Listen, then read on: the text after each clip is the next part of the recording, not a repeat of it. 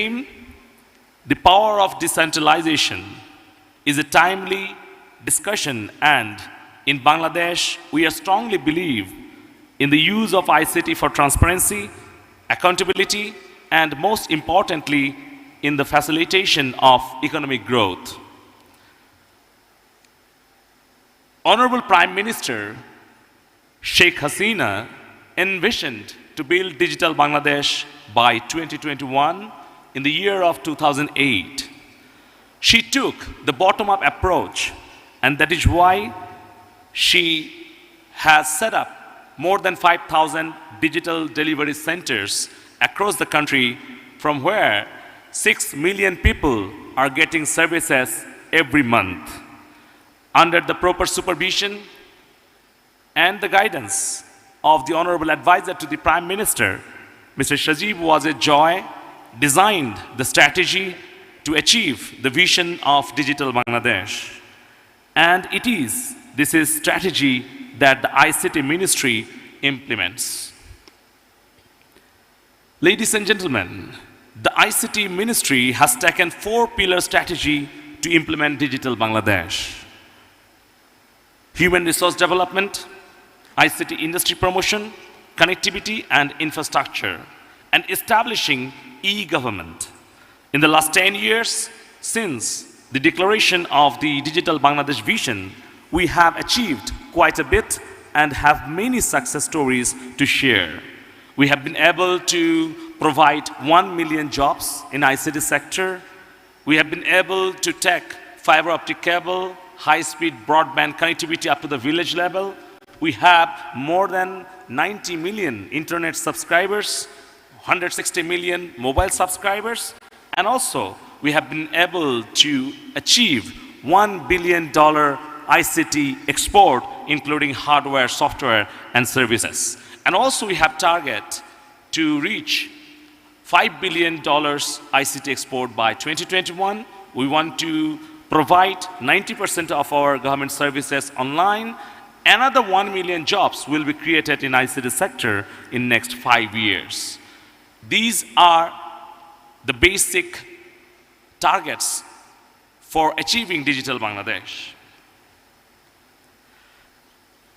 Dear friends, our e-government strategy has been based on identifying how our citizens in 3 broad groups. We consider digital natives, citizens, those born after the year of 2000. We consider them as millennial. Second, early adopters like us, mostly who have actually born before the internet age and brought up with the digital devices. Outliers, mostly belonging to the aged and less fortunate.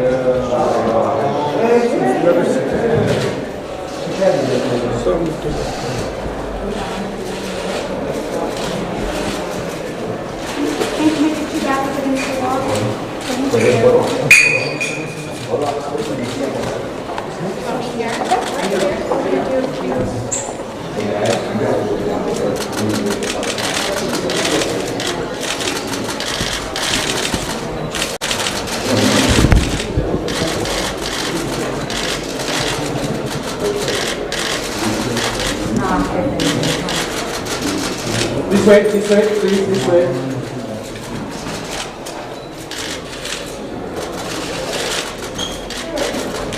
Okay, is everybody good? And this way. And can you keep the keys? Yes, thank you very much. Let's see. Thanks. And just one shot here, just another one. Just another one, yeah. Excuse me, sir. Close up, a headshot. Just one headshot, please. Yeah, thank you. That's marvelous, gorgeous.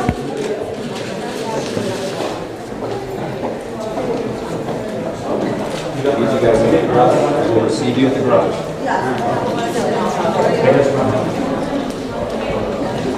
$1 million each fiscal year, and we have a target to reach $5 billion, including all these mega projects, are coming. We are building 28 high-tech parks across the country because we believe in decentralization. And decentralization is possible when you are using ICT, and decentralization imperative is digitalization.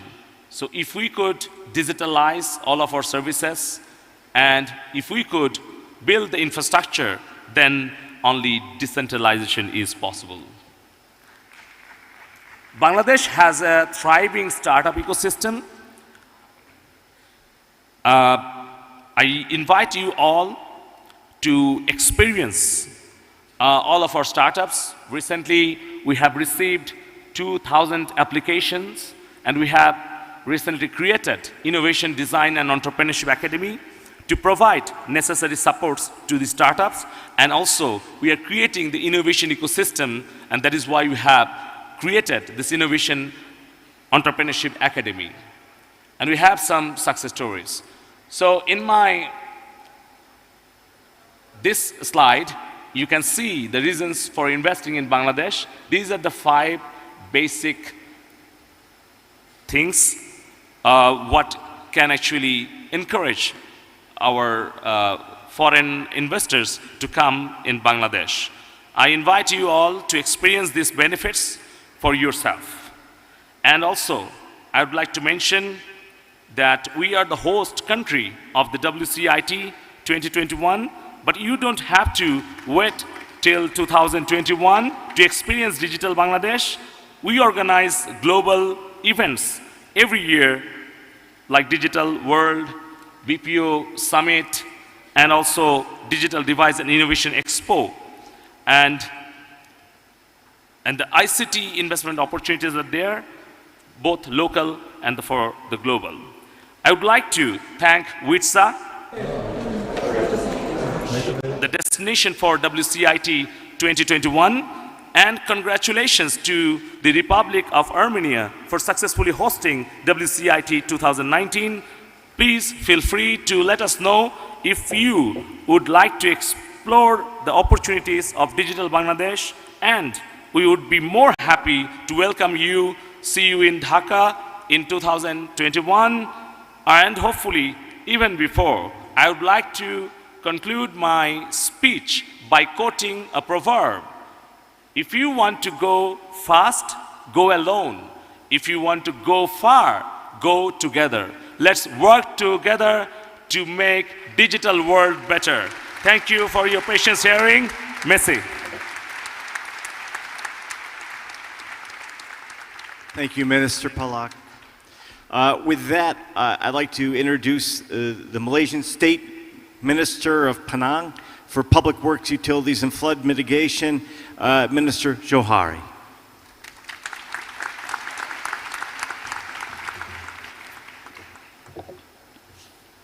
Hi, good morning everyone.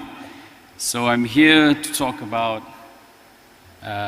our strategies in Malaysia in realizing a digital future both at the national level but also briefly on the subnational level of Penang, where I'm from. So if you've ever been to Malaysia, and this is Kuala Lumpur, our capital, it's quite a modern city. We've got a metro system. It's skyscrapers everywhere. These are some vital statistics of our country. Just to give you an idea, what it means is that Malaysia is an upper middle income country. But that also means it comes with many problems associated with many middle income countries struggling to make that final leap into high income status. For example, we still have a dependency on commodities. 15% of our exports are based on petroleum and gas. We have actually low adoption of technology in manufacturing services, surprisingly. Now, manufacturing services make up about 79%, almost 80% of our economy. But in terms of technology adoption, we're only at 37% for manufacturing and 20% for services. So still very much based on a lot of low-wage, low-skilled based models. Also, we have a problem of disparity between employees and capital owners in terms of compensation as a share of GDP. So employees in Malaysia only take up about 35% of income based on GDP, whereas countries like Germany, in the UK, in Europe, they're mostly about 50%. So as a government, we started to ask ourselves a few questions. We believe, as does Armenia, as was said by the Prime Minister of Armenia yesterday, that technology can be the great equalizer. We believe the same thing. So we started to ask ourselves a few questions. How do we connect as many people as we can? How do we make technology as accessible as possible? So basically questions of coverage, questions of capacity, questions of cost. Also we talk about how do we digitize the government, society, how do you get everyone on the digital bandwagon, so to speak. I mentioned earlier we still have low adoption of technology in our manufacturing services. So how do we digitize our economy? How do we get SMEs into Industrial Revolution 4.0? How do we empower startups? But above all, how do we tie all of this into a coherent national strategy? So in the last 1.5 years since the change of our government, we have come up with a few plans. This is one of them, the National Fiberization and Connectivity Plan, NFCP. It's basically a strategy of policies and projects. So one example of a policy to improve speed and reduce cost is the implementation of the mandatory standards of access pricing. It basically means that we force the telco providers to conform to regulated pricing. And by doing so, with the tagline of double the speed, half the price, we've actually, if you look at the results, since June last year, subscribers with a minimum of 100 megabit per second speed have increased from 150,000 people to 1.2 million. And of course, there are also projects to implement and roll out digital infrastructure, fiber optics and so on. And in here we have created a Universal Service Provision Fund in order to subsidize the implementation of digital infrastructure. Now, the other key strategy that we have decided to embark on is to, we have identified 5G, or the fifth generation cellular network technology, as sort of the next game changer. It basically means that you'll be able to have speeds of up to 10 gigabit per second, up to 1 million devices in a square kilometer, and latency of 1 millisecond. The government decided last year to create or to call for a collaboration with all the industry players and formed a 5G task force. So just a few months ago, the Prime Minister of Malaysia launched 5G Malaysia Showcase, and the task force is due to submit its final report this month. And basically, our target is to be able to implement 5G demonstration projects. In our case, we have decided to choose 55 use cases across 32 sites in 6 states, including in Penang, Malaysia. More importantly, when you visit us for WCIT 2020, we'll be 5G ready, and you can see for yourself the next evolution in mobile technology. I hope it's not an empty claim. I think we have a lot of hard work. All our officers will have to make sure that it does happen. Now, these are just some of the other policies that we have implemented, as I said, to try to get everyone on the IR 4.0 bandwagon. So we have a digital free trade zone with tax incentives. We have a guarantee schemes to help SMEs get loans. We have a fund to also accelerate the adoption of technology. Now, we have all these plans at the national level. But I think the most important thing for us is, of course, especially for a government, is how do you get it implemented? How do you get it done at the local level? So I'm going to give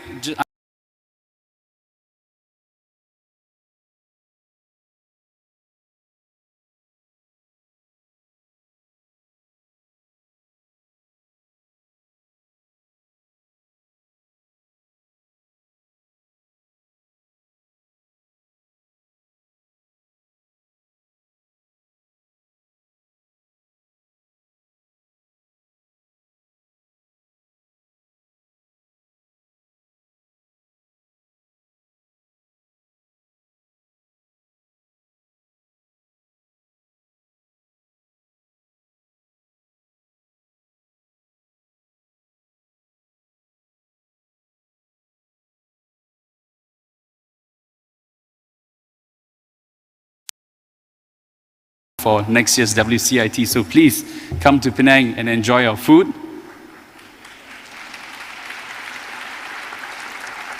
So basically, very briefly, two plans. Now we have the National Fiberization and Connectivity Plan at the national level.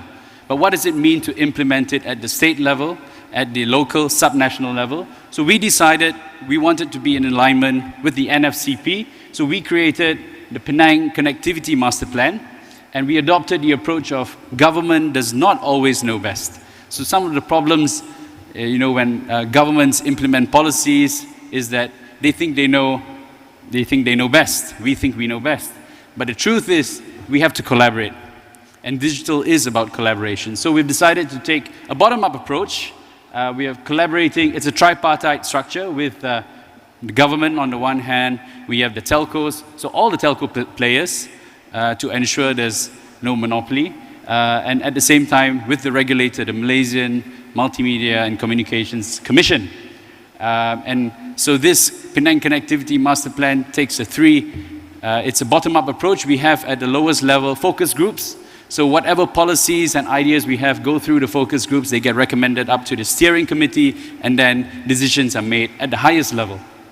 The objectives are to fulfill, obviously, the demands of the public and industry, address the challenges in infrastructure rollout. You think it's very easy for a government to build a telco tower or even to trench some fiber. It's really not that easy. There are a lot of challenges that we face, and while we have really good plans at the top, it's a question of how do you implement them. So these are the challenges that we seek to face and address. Lastly, we also realize the need for a digital agenda. Now, we know in government, right, everyone is digitizing, every department is digitizing, but the question is, are the efforts coordinated? Are they complementary or are they redundant? Do projects overlap with each other? Are they efficient? Do the people implementing digital transformation even know what digital transformation is? So we have decided to create a sort of a super agency called Digital Penang. It's modeled after Singapore's Smart Nation, if you have heard of it.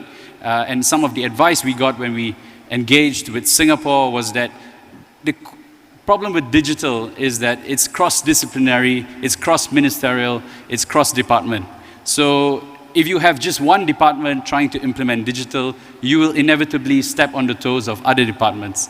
So what Singapore did was they put 4 ministers together and called it Smart Nation, and that's how they coordinate and monitor their digital projects. We've done the same thing in Penang. It's a coordinating and monitoring agency. It's not an implementer. It's multidisciplinary. So focusing on the 4 key domains, very similar to what our friend from Bangladesh also presented earlier. So that's it. I would like to thank everyone and welcome all of you to Penang for WCIT 2020. Shnoda Kalusun. Thank you, Mr. Johari. And my apologies, we are a little compressed for time. But with that, let me introduce the Deputy Prime Minister for Economic and Demographic Policy from Bulgaria, Mrs. Marian Nikolova.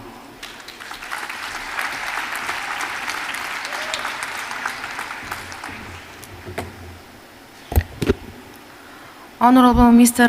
Rashakian, Honorable Ministers, Honorable General Secretaries, ladies and gentlemen, the rapid pace at which the digital transformation of today's societies and economy goes raise, among other things, expectation for the public sector performance, in addition to demands for new capabilities and competencies from the central governments so as to adjust to the new digital environment. In the modern world, the IT dynamic development calls for a continual update of both of the goals and the ways and means to achieve full and efficient e-government.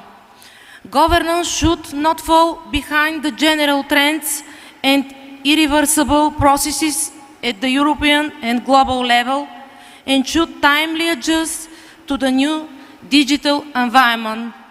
Apart from access to administrative services via internet, digitalization now stands for transformed in-house business processes of the public administration, units that are to be established as digital by design. The ultimate goal being to achieve better governance, efficiency. It is already needed that central governments should focus their efforts on the development of strategies and policies for public sector reform and modernization.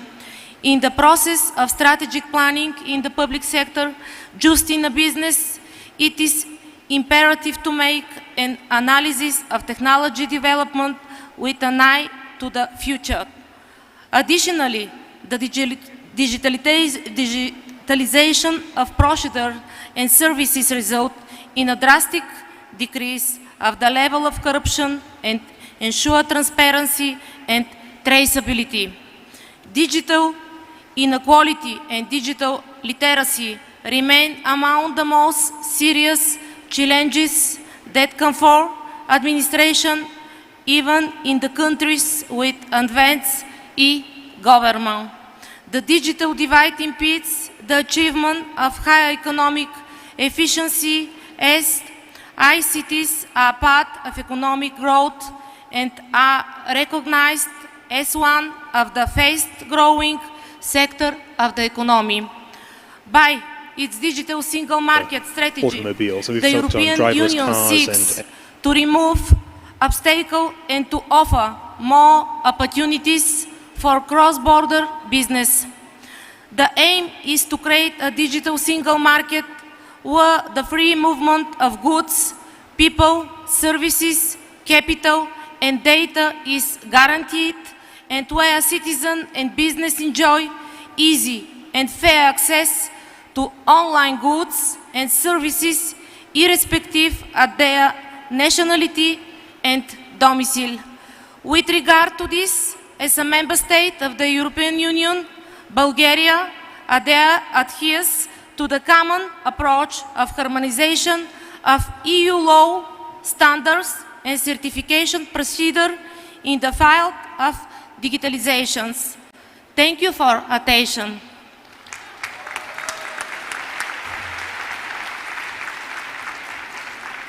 Thank you, Deputy Prime Minister.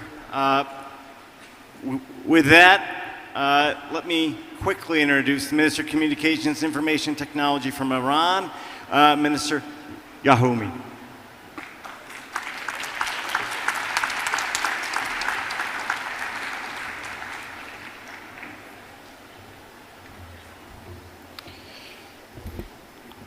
Bismillah ar-Rahman ar-Rahim.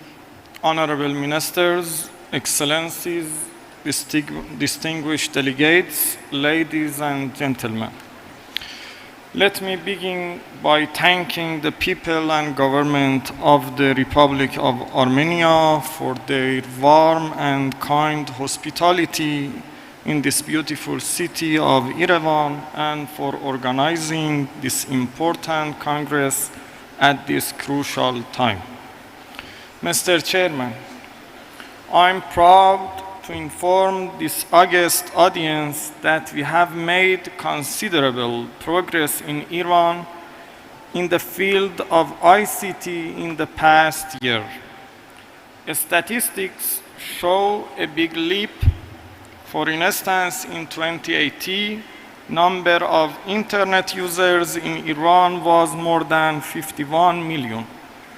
Internet penetration rate has grown to 70%, and 79% of our households use internet. In EGDI, Iran ranking improved by 20 and now stand at 86 according to the UN e-government survey. In Iran, a country of more than 80 million populations, a number of mobile broadband subscribers has passed 70 million. All of our cities, I mean 1,242 cities, and also 78% of our villages, I mean more than 64,000 villages in Iran, are now connected to 4G mobile network. More than 120 million smartphones are active in the network through 3 mobile operators. With government funds and absorbing the private sector's contribution, we are now reaching the number of 2 million FTTH users, and this is a remarkable record for 1 year. Investment-wise, the implementation of 5G has not yet become economic enough to attract our private sector, but we are busy conducting necessary studies and seriously trying to prepare the ground for the future. 5G will be the predominant technology for the upcoming decade, and we are making ourselves prepared both by investment in infrastructure and by increasing our people awareness and interest in the various benefits this new technology can bring to their life. Engaging young and brilliant minds in the field of IT and ICT, supporting innovation, initiatives and investment projects are just a glimpse of what we put focus on to achieve our objectives with recent years. Government support of a startup ecosystem has grown significantly.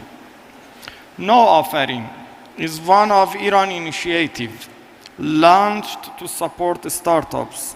It's a platform to simplify and integrate service delivery process, create transparency, identify investment opportunities, link entrepreneurs with academia, and encourage innovative and creative business by providing incentive to top projects.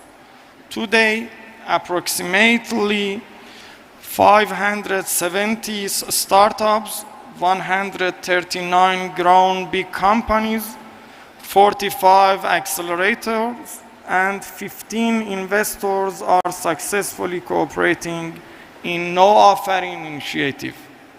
Excellencies, ladies and gentlemen, in spite of the most brutal unilateral economic sanctions, we have reached remarkable growth in our IT improved economic sectors, including various online services.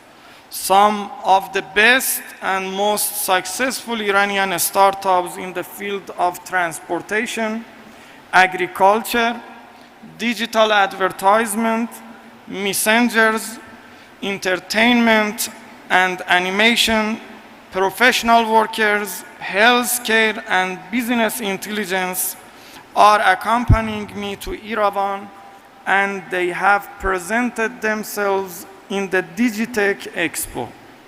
I encourage you to pay them a visit and learn about their great business capacities and success stories. Ladies and gentlemen, sitting on a strategic geographical location between Caucasus and the Persian Gulf, Iran provides one of the best and most economic data traffic routes between Europe, Middle East, South and East of Asia. Iran and Armenia are now cooperating in development of such strategic connections across the region. This is one of the most effective ways to strengthen our ties and resist together against the destructive effect of monopoly in unilateralism in the field of ICT. Improving the level of regional and international cooperation, especially in the areas of ICT, trade, transport, technology, and investment, can help to enhance intra-regional convergence and intra-regional cohesion, while contributing to improvement of international system. Distinguished delegates, once again, I would like to express to express my deep appreciation to the Republic of Armenia and to my brother, Mr. Hakub Arshakian, for inviting me to this august gathering. Let us hope for a better world, a more connected world in which peaceful would prevail and where technology would be in the service of humanity. Thank you for your attention. Thank you. Thank you, Minister. And with that, I have a great pleasure to introduce the Secretary General of the Black Sea Economic Cooperation, Mr. Michael Christidis. Christidis, excuse me. Sorry. I would like to. Here. Thank you, Mr. Chairman. Well, as I'm not representing a state, I will not be dazzling the audience with any PowerPoint presentation, and allow me to speak from here because this is, after all, a discussion among friends. I represent an international organization, regional international organization, to which Armenia is a founding member and a very important member. And I'm very honored following this very, very important event, also because Armenia is shouldering the responsibility of coordinating our respective working group in ICT. We had even a special meeting yesterday, and thank you very much, Mr. Minister, among BSEC member states. We tried to find ways about cooperating more and have a greater exchange of know-how in IT and innovation. And I'm sure that with the support of Armenia coordinating this working group, we will be able to achieve greater results in the near future. Because as you heard, the common denominator of what has been said here today is cooperation. We can't progress alone. We have to cooperate among states, and this is what my organization, the organization I have the honor to represent, does. To tell you the truth, I'm very humbled to hear from all experts here what IT and technology means today, where we are headed, and what it will mean for our present and our future. If you will see in the program, you will see that most of the titles of the discussions and the side events contain questions. How can law help us navigate through the invasions of privacy? Where is the line between human-centered technology and technology-centered humans? Where is art going? The smart city, utopia or dystopia? So this struck me a lot. Why? Because it comforts me to know that also high-tech wizards and all laymen have questions. They are not sure of where we are heading. And this is very, very important. You see, I belong to a generation that is able to digest the remarkable strides of technology and innovation only at a 1 mile at a time pace. I mean, the moment I believe I have mastered the use of one technological miracle, be it the computer or the smartphone, new gadgets and methods, the fourth industrial revolution, artificial intelligence, quantum computing, all overwhelm me with their complexity and with the way they disrupt my life and that of the people around me.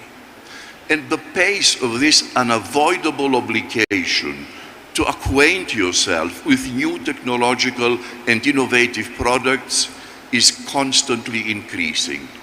Today's smartphones will be considered Neanderthals compared to those we will be using only tomorrow. And they change, they shape our social behavior. Take the smartphones. Smartphones eased our connectivity with the faraway and seized our contact with those right next to us. Just look at couples or groups of friends in cafes or restaurants. After the initial niceties, the only thing they exchange are furtive glimpses to the smartphone screen of the other. So with these thoughts and question marks on my mind, I earnestly look forward to the conclusions of the Yerevan talks, especially in what concerns bringing innovative technology to serve public policy in an inclusive way, and particularly beyond national borders. IT and innovation, it was said yesterday, is the perfect global equalizer. Yet nobody should be left behind, and we should always keep our universal values and principles as the constant beacon into this voyage in the mysteries of IT and innovation. Thank you, Mr. Chairman. Thank you very much, Mr. Christiades. And with that, it's avec grand plaisir que je fais l'introduction de l'administratrice de l'Organisation internationale de la francophonie, Mrs. Carnot, and I see the house is packed for your presentation. Thank you. Merci beaucoup. Ça va bien? Vous allez bien? Oui, oui. My French is pretty good, huh? Yeah. Well, listen, I was going to go to the podium, but I think now I'll stick here. That'll be much more fun, I think. And I know I'm not Kim Kardashian, but I'm pretty cool too.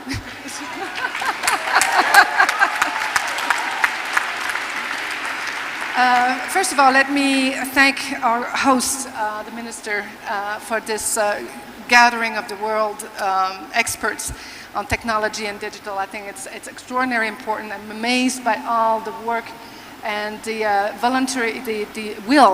political will of all the countries to really get engaged in digital and how important it is for all of society. So let me talk to you about l'Organisation Internationale de la Francophonie. So it's the Francophonie. It's the gathering of 88 states in the world, believe it or not, who have French as either main language or part of their language. And Armenia is a member, and Bulgaria as well, of the Francophonie. Armenia have been for a decade, over a decade actually, and they hosted the last summit of the head of states. So what we do is four things. We actually are making sure that the French speaking stays strong, that the French cultures across the world on 5 continents stay strong. We also focus on democracy, helping countries that are getting out of conflicts and helping them with their elections. We also, so we're really working on freedom of expression and human rights. We also are very strong on education and training. And lastly, we are all in favor and having programs on sustainability, which is a hard word to say in English, but développement durable, we say in French. So our role is to make sure that we, as an organization, we listen to what the needs are in our countries and make sure that all those the Francophonie help each other, share expertise, support each other, collaborate, because we believe that it's very important that in face of all the very big power out there, and mostly in the digital space, there is a place for other digital ecosystem. And so the French one for us is very important. The Francophonie one is very important. So what we do is obviously with the evolution of digital and technology,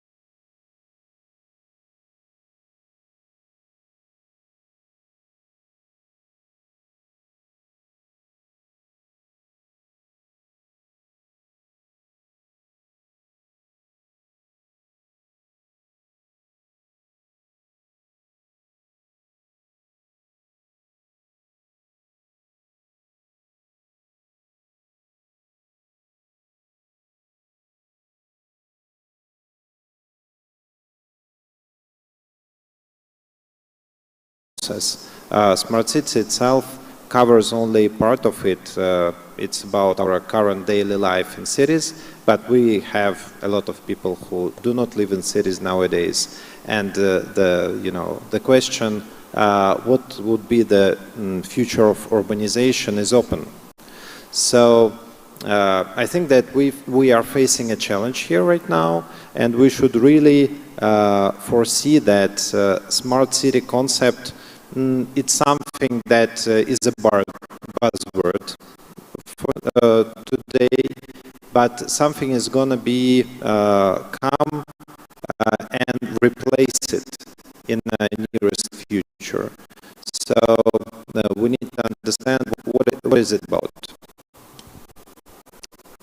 Yeah, I think my commentary would be, we talked some about yesterday about infrastructure being kind of critical to the foundation of a smart city. And if I think about where I've seen partnerships between business and cities work, I think back 10 years ago I was attending a panel where Google was doing like fiber optic cable in cities like Austin and stuff to try to make that happen. I think maybe to your point, there's an overarching infrastructure that needs to be there to make that happen, and it probably transcends a municipality. And so I think it's probably taking that long-range view and how do we embed that and infuse that into governments or businesses that actually might be really short-term focused. So I think success will come when somehow we collectively transcend those borders of our own little organizations and can get to a higher purpose and a longer planning horizon to make it work. Okay, well, we have 22 seconds left, and you will use those 22 seconds to ask you all to join me in thanking the panelists.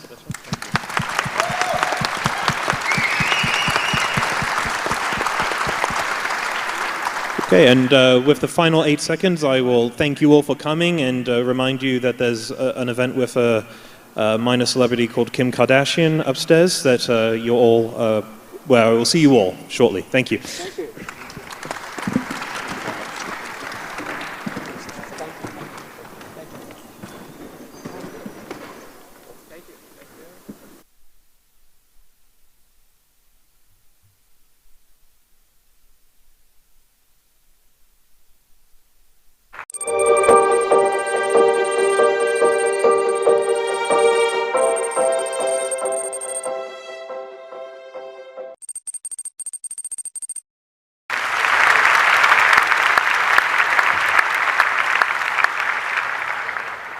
Շնորհակալ եմ։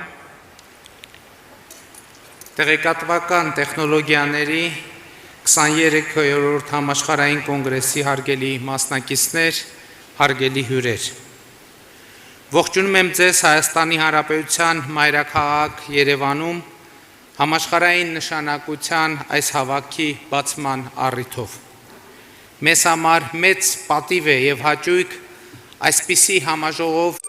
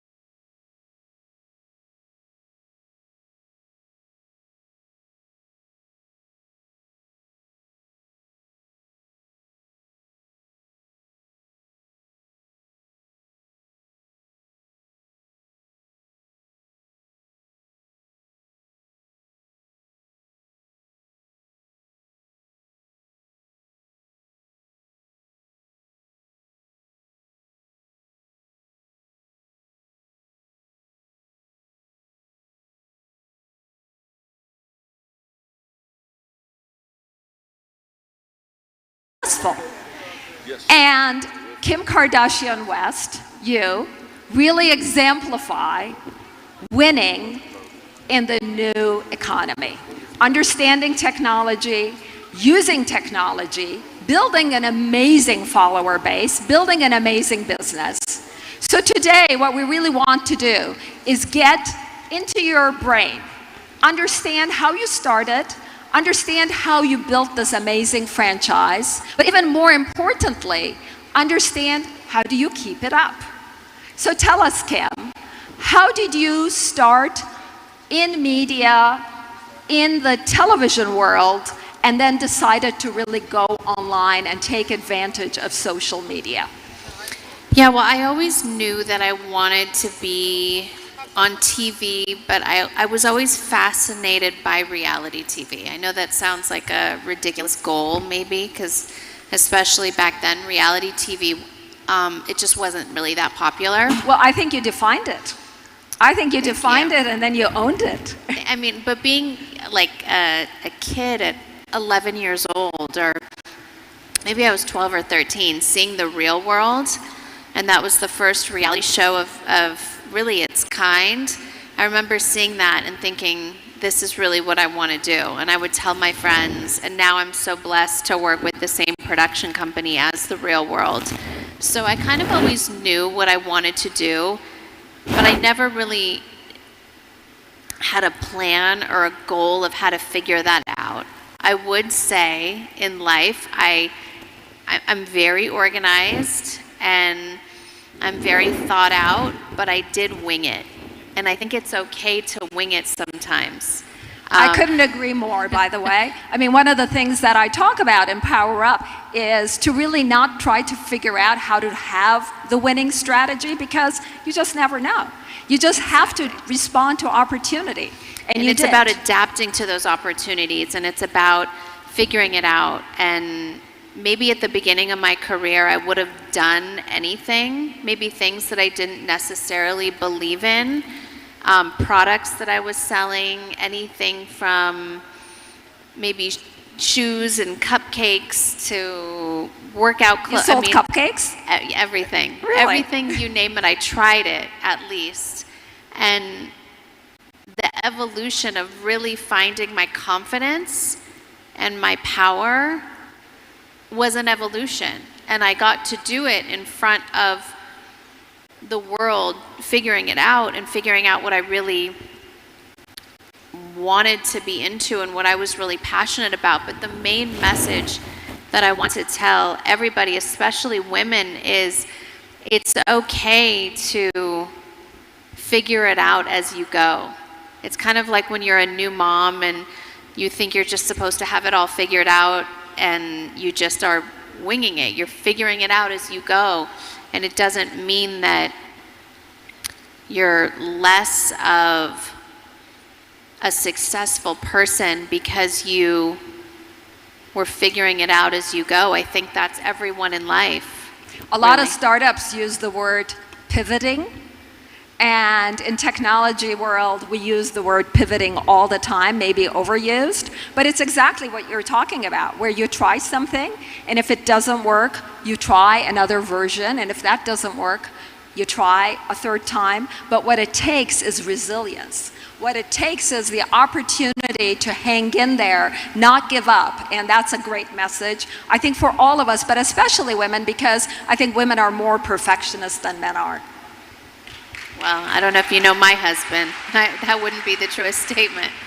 But yes, I totally, I believe that as long as you learn from every step of the way and every mistake or every success, everything that you do, as long as it's a part of your story and as long as you learn from it, you're doing the right thing.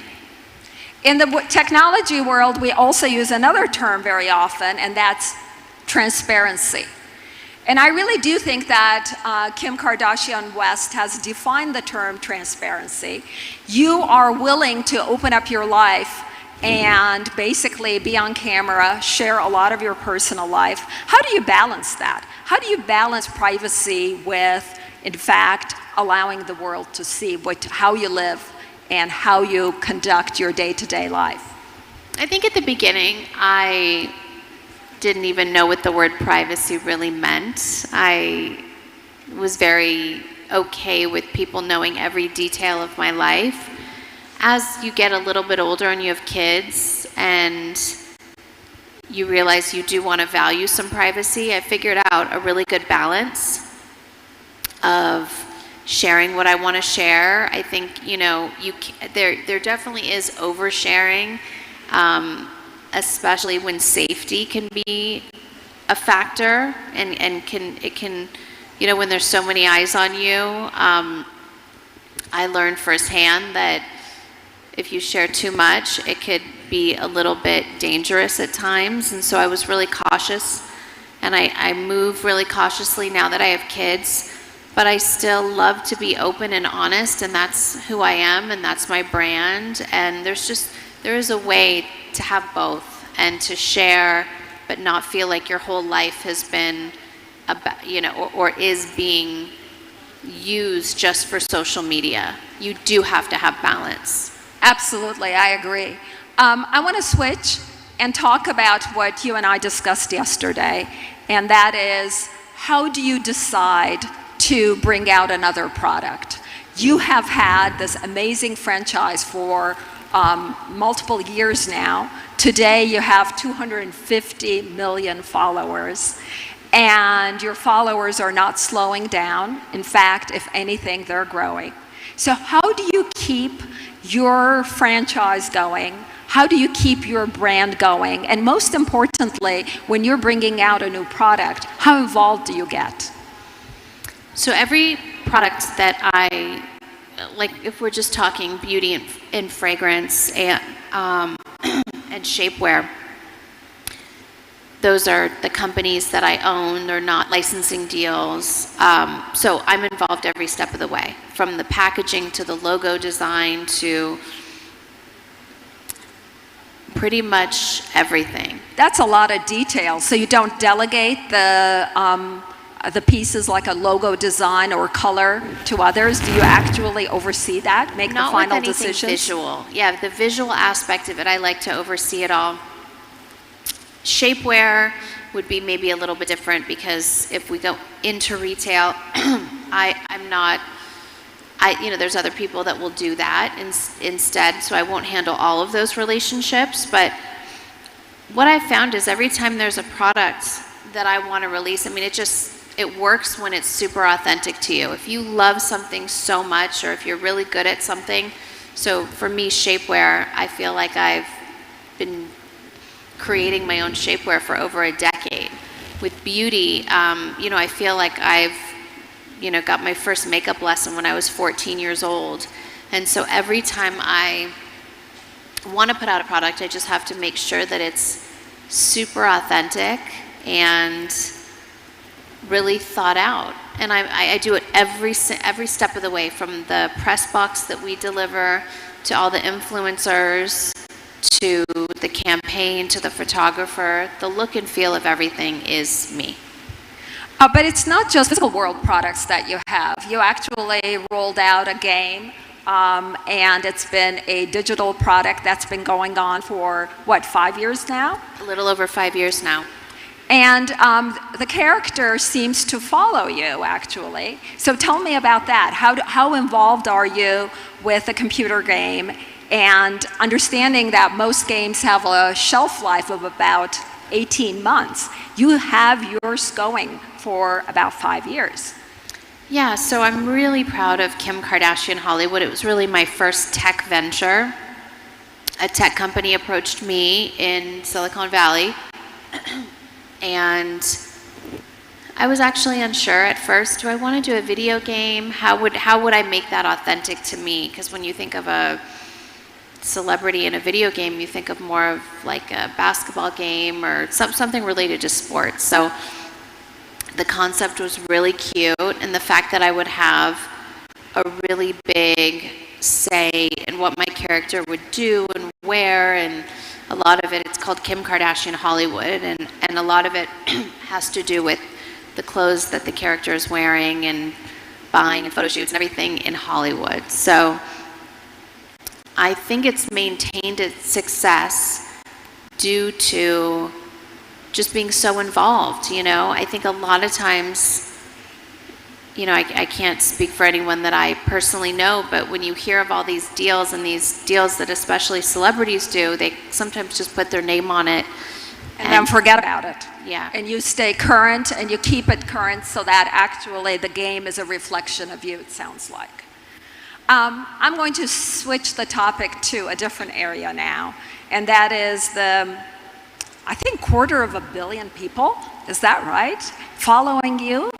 When you go to bed at night, do you think about that? Because, I mean, the population of many countries in the world are not as large as your followers. So when you go home and are going to bed, do you say, like, now the pressure, now having that in my head. Yeah, how? Well, last night I woke up at midnight being so jet lagged, and my daughter wanted to have a dance party. And so it's 2 a.m. and she's asking me to video her to send it to her best friend to show her new dance moves. And so she said, "Did you post that? Did you post it?" And just the thought of just, it's really fascinating. I mean, it's obviously there's so many benefits, and then there's, you know, some negativity as well, but just the fact that social media has evolved so much is fascinating to me, that I could easily post my dance party in the middle of the night. I'm the worst dancer, so you would not want to see this dance party on my phone. But just to know that that's even a possibility really blows my mind sometime. And well, I am mindful of it. Yes, and what social media has really done is really flatten the world, right? Geography no longer matters. You can be accessing people in every time zone. So when it's midnight here in Armenia, it's actually daytime in the United States. So the reach of social media is incredibly powerful. And you really have learned, I think, over time to take advantage of that and really use it cautiously.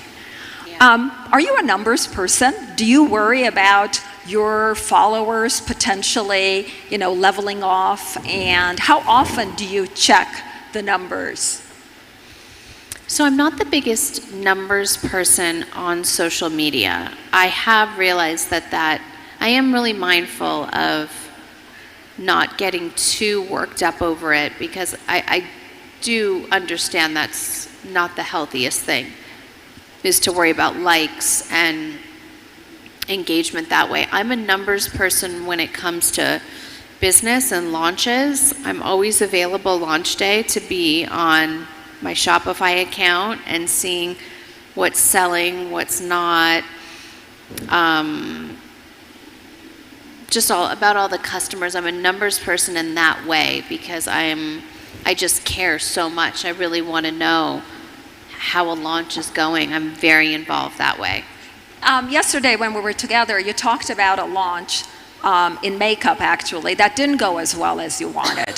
Partly you were saying it was because it wasn't really as authentic of what you use. Can you tell us more about that? That's a product that was not as satisfactory to you at launch.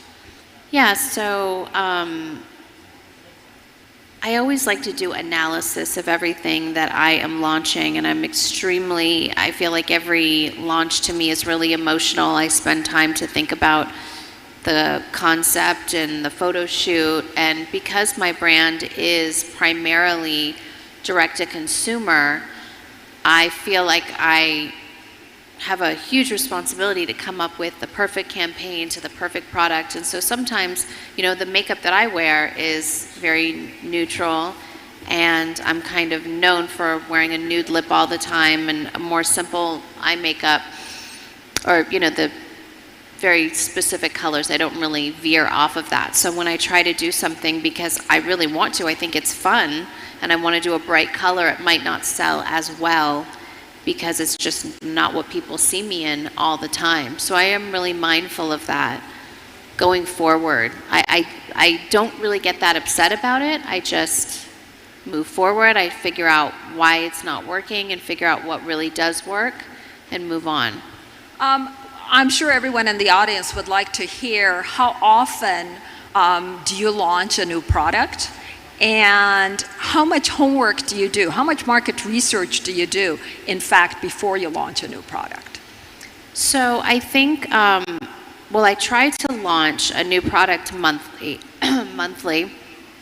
and with fragrance and makeup and shapewear, I try to map it all out. Sometimes it'll be 2 products with different companies a month. But for market research, I really sometimes, it's good to see what's out there in the marketplace, but sometimes it's not beneficial to look to the right or look to the left all the time. If you just stay focused and look straight and do what you want to do, I have found that when I try to keep up with the trends, like do a trendy color, it hasn't served me as well. So, but how about market research with your fans, your followers? You have this amazing access to them. Basically, yes. You have Facebook, Twitter, Instagram that you can reach them. Do you take advantage of like a focus group, a virtual focus group? I absolutely do. That's the best part. That's what I think got me hooked to Twitter and really shaped my brand, because when I was launching my first fragrance, I tweeted, should I use this color pink, like a lighter pink or a darker pink? And I really did listen to the advice of what everyone was tweeting back to me. And I think that shaped a huge part of my brand, because I realized how important the fan base was, and that is who my brand is. I wanted to make products for them. And so I think ever since then, we've become this like unit together, making little drops of products that I really believe that they want. Yeah, and in the world of technology, usually we use the word user base versus followers, but it's really the same thing. I mean, you're taking advantage of having access to your user base and taking their input, basically seeking their input first and then taking their input as you shape your new products. But the cadence of launching new products seems incredibly fast-paced, bringing out something new in such, successive order. I do plan out really far in advance, though. How far? About a year. I have my yearly calendar. I just, sometimes it could be so last minute, and because it just clicks and it's right, and sometimes it's super planned out, but I try to be as planned out as possible. And so is the yearly calendar, let's say, taking off in January, putting that together, and who are some of your most go-to, confidants, if you may, or collaborators, your executive staff in planning that calendar with you?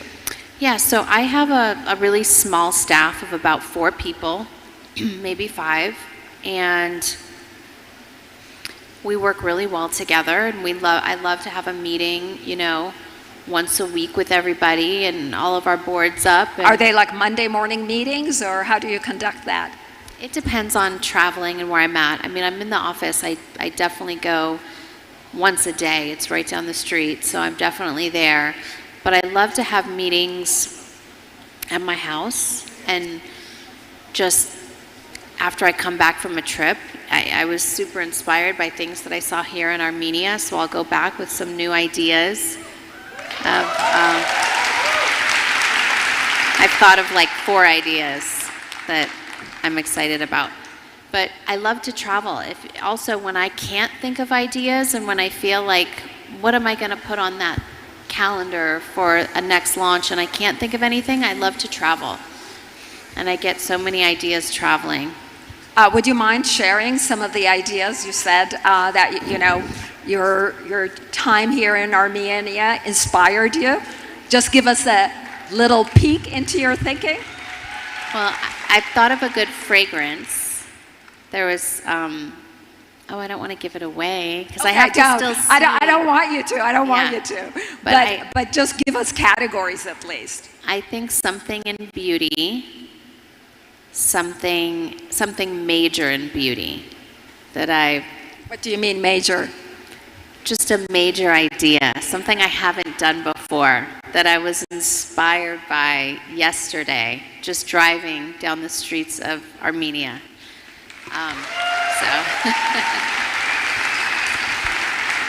And then I think a fragrance I would love to do with some beautiful, fragrant Armenian flowers. So. Sounds lovely. Okay, we will be waiting for that. We'll be following you and looking for the launch. Oh, I love you. Well, you're going to continue to have Kim when we're done with the fireside chat, because Kim is also joining the panel that we're going to move on to. But before we do that, I want to basically ask you specifically about being in Armenia, which we just talked about, but also being at a tech conference in Armenia. How does that make you feel? Well, I couldn't be more proud. I had to bring my kids because just being in Armenia, I've been once before, but being able to bring my sister Courtney, who had never been here before, and all of our children, and getting the opportunity to baptize them all yesterday here in Armenia means everything to us. We'll have these memories forever. So that, just on a personal trip, that means everything. We're filming my TV show here today and on this trip, so I love being able to even use some local Armenian people here to help coordinate our trip and get it all situated. So, I mean, that in itself just means everything to me to be here. When I heard they were holding the tech conference in Armenia, I mean, it wasn't even, I couldn't say yes fast enough. It was the best, wonderful, excuse to come here again. So thank you for having me. And I'm just so proud. There's the huge tech conference. People back at home, I think I was telling you this yesterday, someone that works for me went to go buy something at Nordstrom's and said, oh, I need this bag because I'm traveling. And the girl that worked there said, well, where are you going? And she said, oh, Armenia. And the girl that worked there said, I'm Armenian. There's this huge tech conference in Yerevan, and everyone's going, and they have all these, it's so exciting for our country. And I was so excited that just people around the world are so excited to be here, and that a huge tech conference like this is happening in Armenia. So thank you for having me. I'm so proud to be here.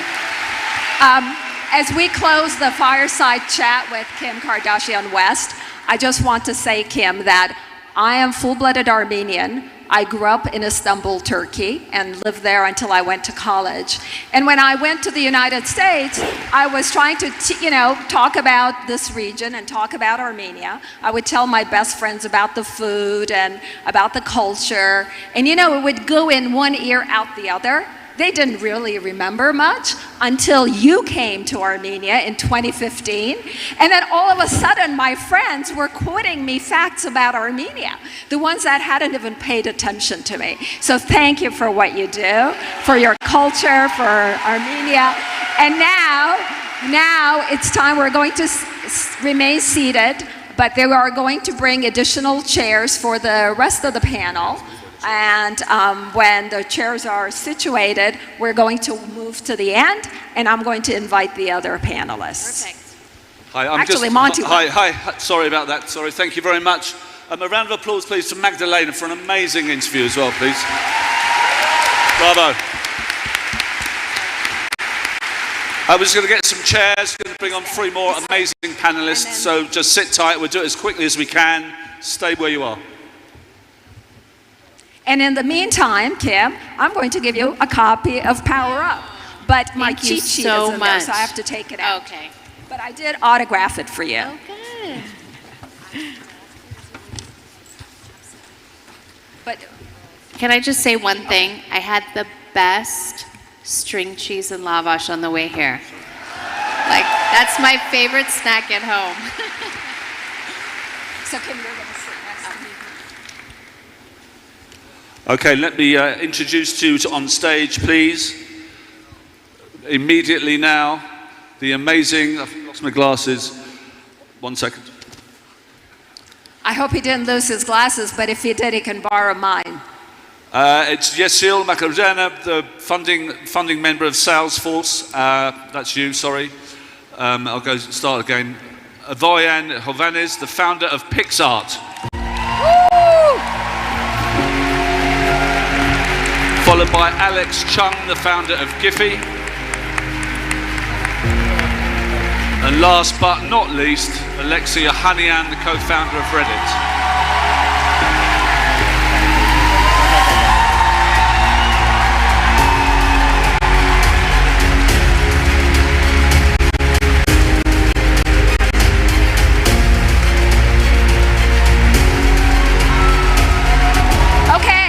We can take our seat now. You have us another 55 minutes.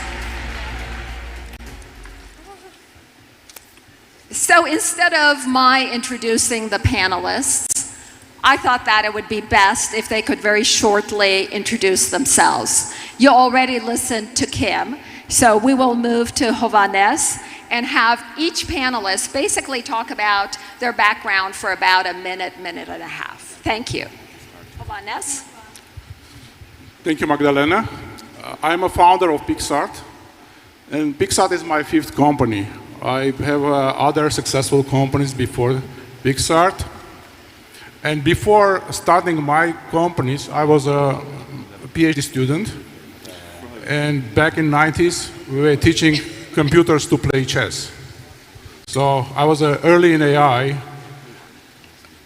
And surprisingly, I found a lot of things in common between science and entrepreneurship. You're selecting the problems you solve. You are doing a lot of experiments.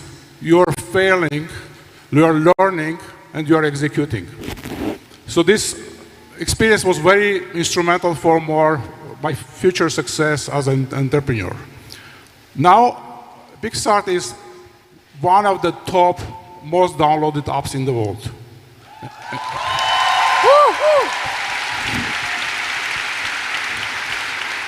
And if 5 years ago I was dreaming about being the best photo editor on mobile, I think we are there now. So we are the most downloaded photo editor on mobile, and my next dream is to reach 1 billion people on PixArt. That's a great dream. Alex? Thanks for having me. Yerevan's been so nice to me and so welcoming. I really appreciate it. So I'm the founder of Giphy. If you've ever sent a GIF in your life, it's most likely coming from us. We are now, if you didn't, we'll talk about what we do, but we are now the second largest search engine behind Google. We serve almost 1 billion people a day and about 10 billion blah, blah, blah, blah. Before that, though, I was in a lot of you here are engineers. There's a lot good engineering crew here in Yerevan. So before that, I was an engineer. And after being an engineer for a while and not looking cool, I went back to art school, went to fashion school, then dropped out, and then went to 2 different art schools, got to New York. I actually went to Y Combinator with Alexis like 10 years ago. Don't date us like that. Okay, maybe it was a minute ago. It was a really, really long time ago. And I've been doing, this is my 12th startup. I've been doing this for the last 25 years. Thank you. And now Alexis Ohanian. Barav says, hey y'all, there's probably a few Redditors out here. I started Reddit right out of school, right on. And we sold it early. And then in 2010, I needed to get away from the Silicon Valley bubble. And I came here and lived in Armenia for 4 months. And that was my first trip here. And I was ashamed it took me that long, but I was grateful that I did. And in all the years that I keep coming back, I continue to be more impressed, more excited, more hyped. And yeah, very, very happy to be here. And thank you for being such warm recipients and hosts. Well, all of you are multiple-time entrepreneurs. You've all started multiple companies. But what I would like to ask first is the current company that you've just started. Give me, if you wouldn't mind, and our audience, the origin story. Why are you doing what you're doing? Kim, in your case, it's your shapewear product. Yes, I started a company called Skims, and it is shapewear and lingerie for all women. I wanted to be extremely inclusive. Usually shapewear, for me, the reason I wanted to start it was because there were a lot of styles out there that I had never seen before, and skin tone colors that didn't exist for even my skin tone. Usually shapewear comes in 1 or 2 colors, a really pale color and black. And so I would always take my shapewear and dye it with tea bags and try to get a skin tone a little bit similar to mine. So I launched Skims a few months ago with 9 different shades and completely seamless, which I hadn't seen before. So I basically like to take something that I am looking for, that I believe me and all my friends and sisters find as a necessity, and try to figure out how to make the best version of that. Thank you very much. And Hovannes, PixArt, you started how many years ago? Tell us the origin story of that. We started, PixArt was live in 2011, and I was in the process of selling my previous company when I saw my daughter crying. And the reason she was crying, she was 10 years old, and she shared one of her drawings in one of the social networks and get very nasty comments, and she was completely shocked. So it was kind of like father feeling about feeling a pain for your daughter. And I want to do something. I want to create something for people like her to be not only creative, but be also in a positive environment, to be surrounded by other people like her. And that's why all the philosophy of PixArt is, first of all, to lower the barriers of creativity, make it available to everyone. And second, to create a very welcoming community where people are sharing and enjoying to do art together. Thank you. Sounds fantastic.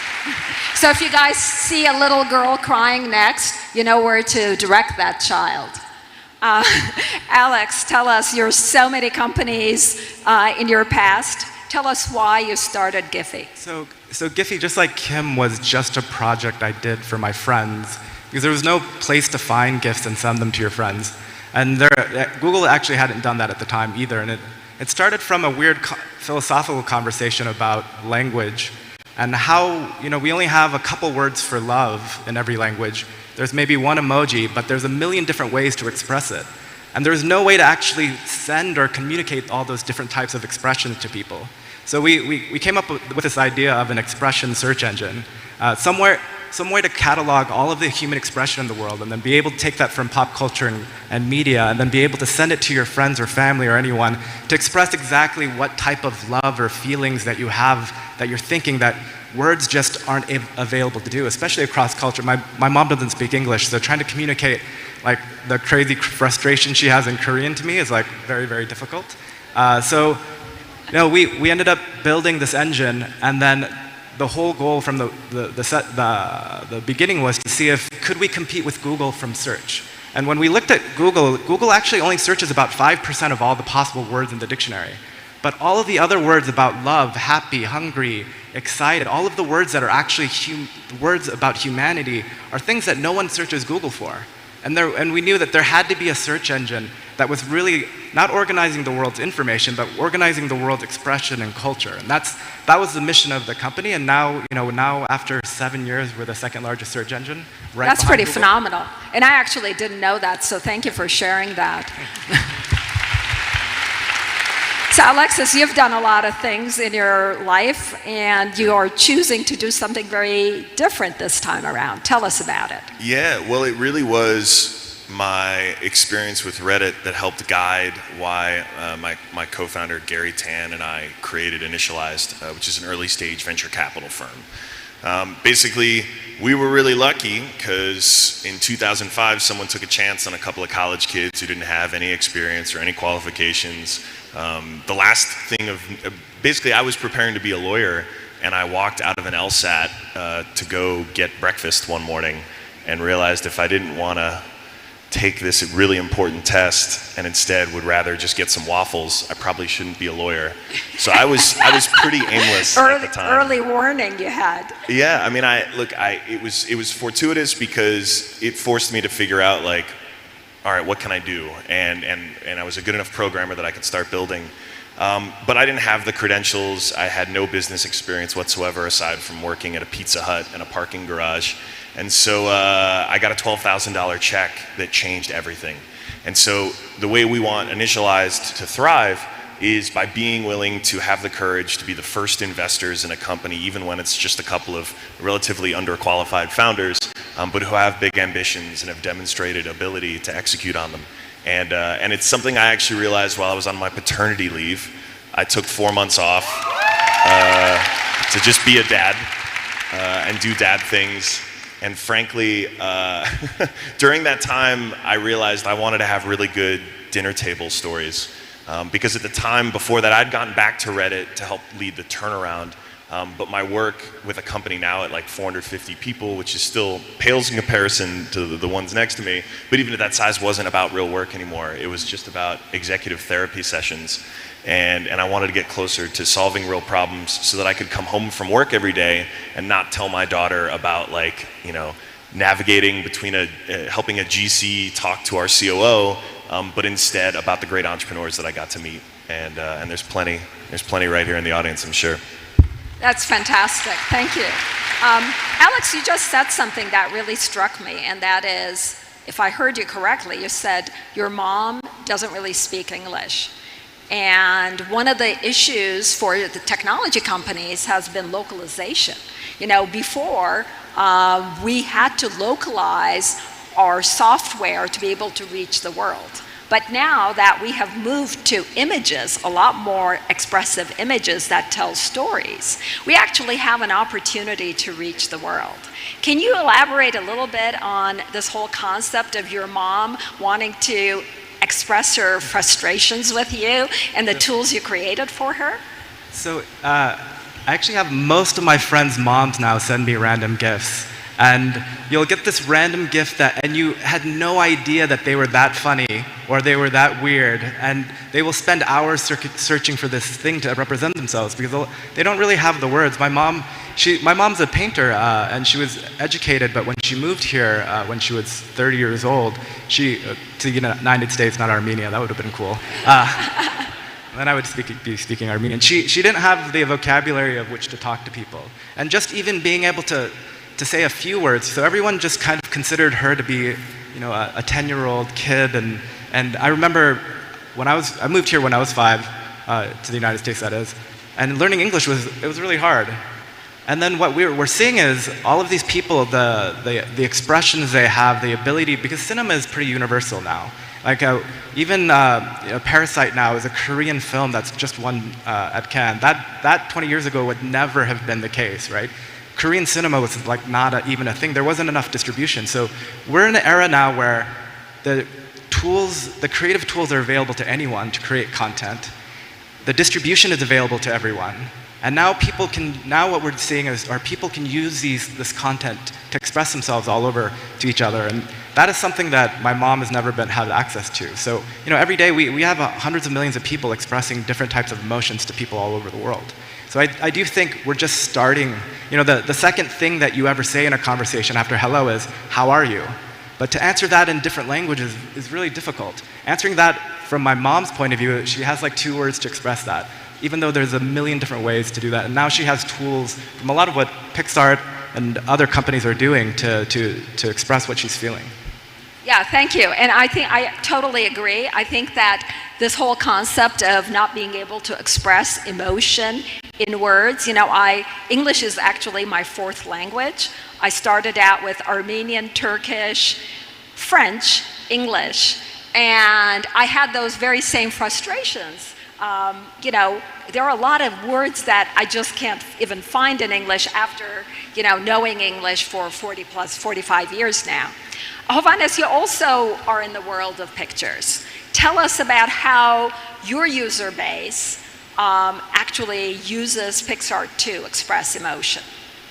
Right, so also I know like 3 languages, like a little bit less like you. I know Armenian, Russian, and English. But believe me, there are more countries in the world that understand these languages. And when you go to these countries where people didn't understand your language, what do you do? You use your body language.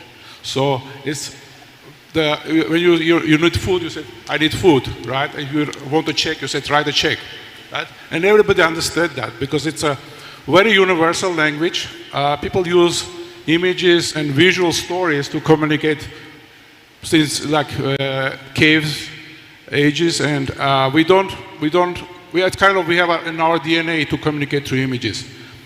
What we do at Pixar, we really empower everyone to create a visual story. Making visual story is a very fundamental skill. It's kind of we have in our DNA to do that. When we are kids, we do lots of creativity, and we want to provide fun tools, not only just powerful tools, but fun tools for people to not only create, but also have fun with creating that and have a lot of practice and gamified experience versus going like 6-month courses on Photoshop, enjoy and do it for fun and learn skills, and then use this storytelling in your personal or business life. Yeah, thank you. Kim, when we were doing the fireside chat, you talked about how important image is for your new product rollouts, for your products, and actually how personally you get involved with the image, with the logo, with the colors, etc. So you obviously agree with the panelists that, in fact, visual is really important. Has there been a visual that you really feel really made a big difference that you worked on? And if not, just tell us, how do you actually decide what visual to go with? Well, I obviously, I think a huge part of my career has been image, and through social media apps, you know, I use PixArt, I use GIFs. I mean, I think if you're in the social media world and you have a brand that really is, especially my brand, relies a lot on me. So there is a lot of pressure to find the right expression to, you know, for me, in my case, let's talk about maybe Skims.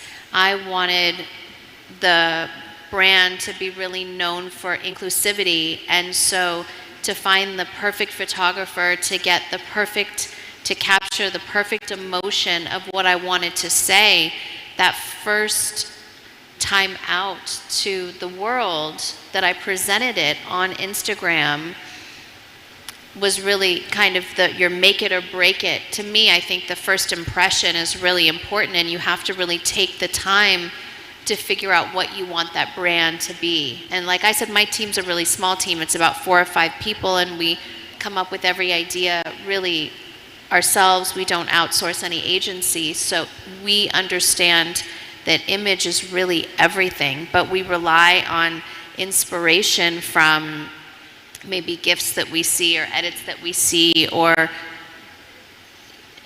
you know, even like I was mentioning earlier, just traveling around the world to get different perspectives on images. So images are extremely important, and I take them extremely seriously. You know, when I post things on Instagram, I'm very mindful of what I post and what image it is, whether I, you know, use an app to express that, or, you know, an editing image app to express that.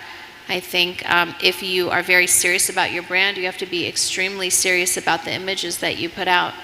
Because we live in such a visual world these days. Alexis, now you are a venture capitalist investor, so you look at a lot of different companies.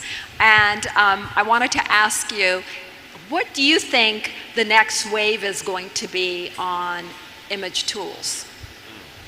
Well, agreeing with all the panelists here, we live in this visual age. It actually, I remember being a kid in grade school looking and learning about like Egyptian hieroglyphics and thinking like, how did they communicate all of that with just a few symbols? And now I see a GIF and it can tell an entire story, and an emoji can tell an entire story, and it's like, oh, okay, so this makes a lot more sense now.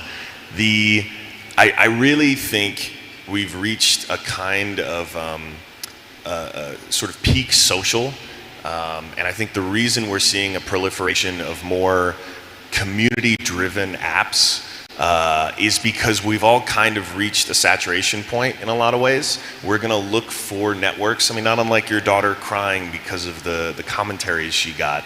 I think we've all now got social media ubiquity, and the platforms that get me most excited, the ones that I think are gonna grow the most in the next 10 years, are actually ones that give us a sense of community and a shared space for whatever that is, whether that's talking about our favorite sports team or creating art together. I think that's where all of this goes. And I do think the format is gonna be very visual, whether it is images or moving images, video.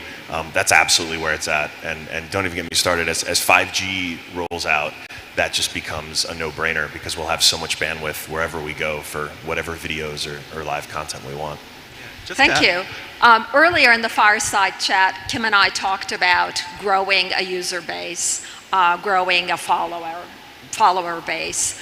I wanted to hear from you guys as to what are some of the user acquisition strategies that you feel are going to actually make a difference going forward. As an investor, one of the worries that I used to have when I was a venture capitalist was I didn't want to invest in a company for all that money to go to Facebook and Google, right? I mean, I wanted to have my dollars that got invested to be used in a much more efficient way. So, yet we live with our user acquisition numbers, our monthly active users, etc. So what as an entrepreneur founder, what are your tools? What do you have, and what would you like to have to be able to grow your user base or your follower base? Yeah. So as a startup, especially when you're on an early stage of your startup, acquiring first users are super important, because later on you can learn, you can have data, you can optimize, but you need first users. And to get these first users, almost every startup I know, they use different growth hacking tactics. I can tell you one of the funny stories of our early growth hackings we have. If you remember on Android, there was a very early Android store. They have a section called recent apps or updates. And in order to get to the top of the list, you need to submit your app Friday midnight, basically. And then you get a very high chance to be on the top of the list. So you stay there for almost a week, like on top of the list. So we decided to do like release every week. And we stay like nights just to make this sharp deadline to deliver our app by Friday night. So you'd hack the system? Yeah, we hacked the system, yes. It's not possible anymore. They take this down, but that was that growth hacking tactics we have. And there are lots of things you do when you are early and you don't have money and budget to do more expensive marketing. And that's why we get our early customers, or users. Thank you. Any more comments? I was just going to add to what Alexis was saying earlier. We know that about 2 years ago, time spent on messaging passed time spent on social, meaning most of the social platforms are in decline and messaging is now taking off. Mark Zuckerberg even said that in 2017. He said all of the growth in Facebook is going to be in private stories and messaging. So that's where everybody is right now. And that's a good thing, I think, because social media was supposed to be about bringing people towards conversation, bringing community, and it quickly became not that, right? And what we're seeing is messaging now is where people are having conversations. And more people having conversations, like on Twitter, on Instagram, everywhere. I think one of the cool things about Kim's platform is she'll put a post out, and that's cool, it's good content, but really from a technology point of view and from what I'm doing, seeing the million people having a conversation and millions of different parts of conversations about totally random things She is a catalyst for this entire community to talk about every aspect of their lives. And that, I think, is the future, and that's where, when we talk about user acquisition, you have to go where people are, and people are really in messaging and conversations. And if you can build products around that, that builds better community, that lets people talk to each other more effectively, that helps a lot of the problems that social media has brought onto the world today. So thank you. Yeah, taking advantage of basically the conversation that actually users start amongst themselves. Yes, Alexis.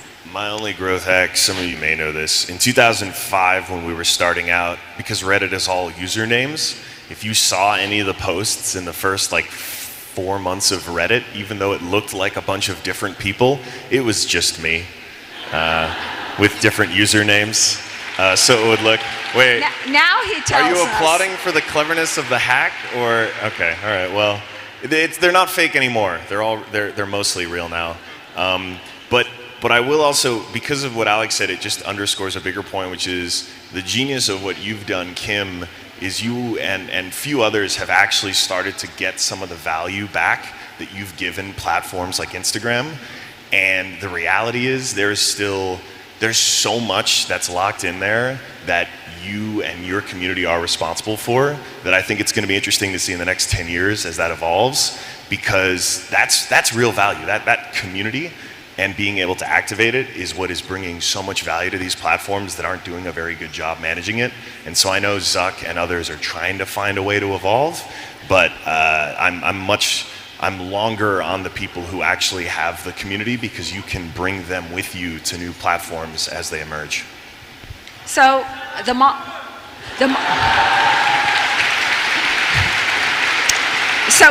So you open up the topic of monetization, right? I mean, yes, a personality like Kim Kardashian West being on a platform obviously brings a lot of value to that platform. But then how does Kim Kardashian West and her company actually monetize? In your world, you're selling both online and offline. We have multiple models. We have premium, we have crowdfunding, where actually people say, yes, I'm going to invest in this product before the product comes out.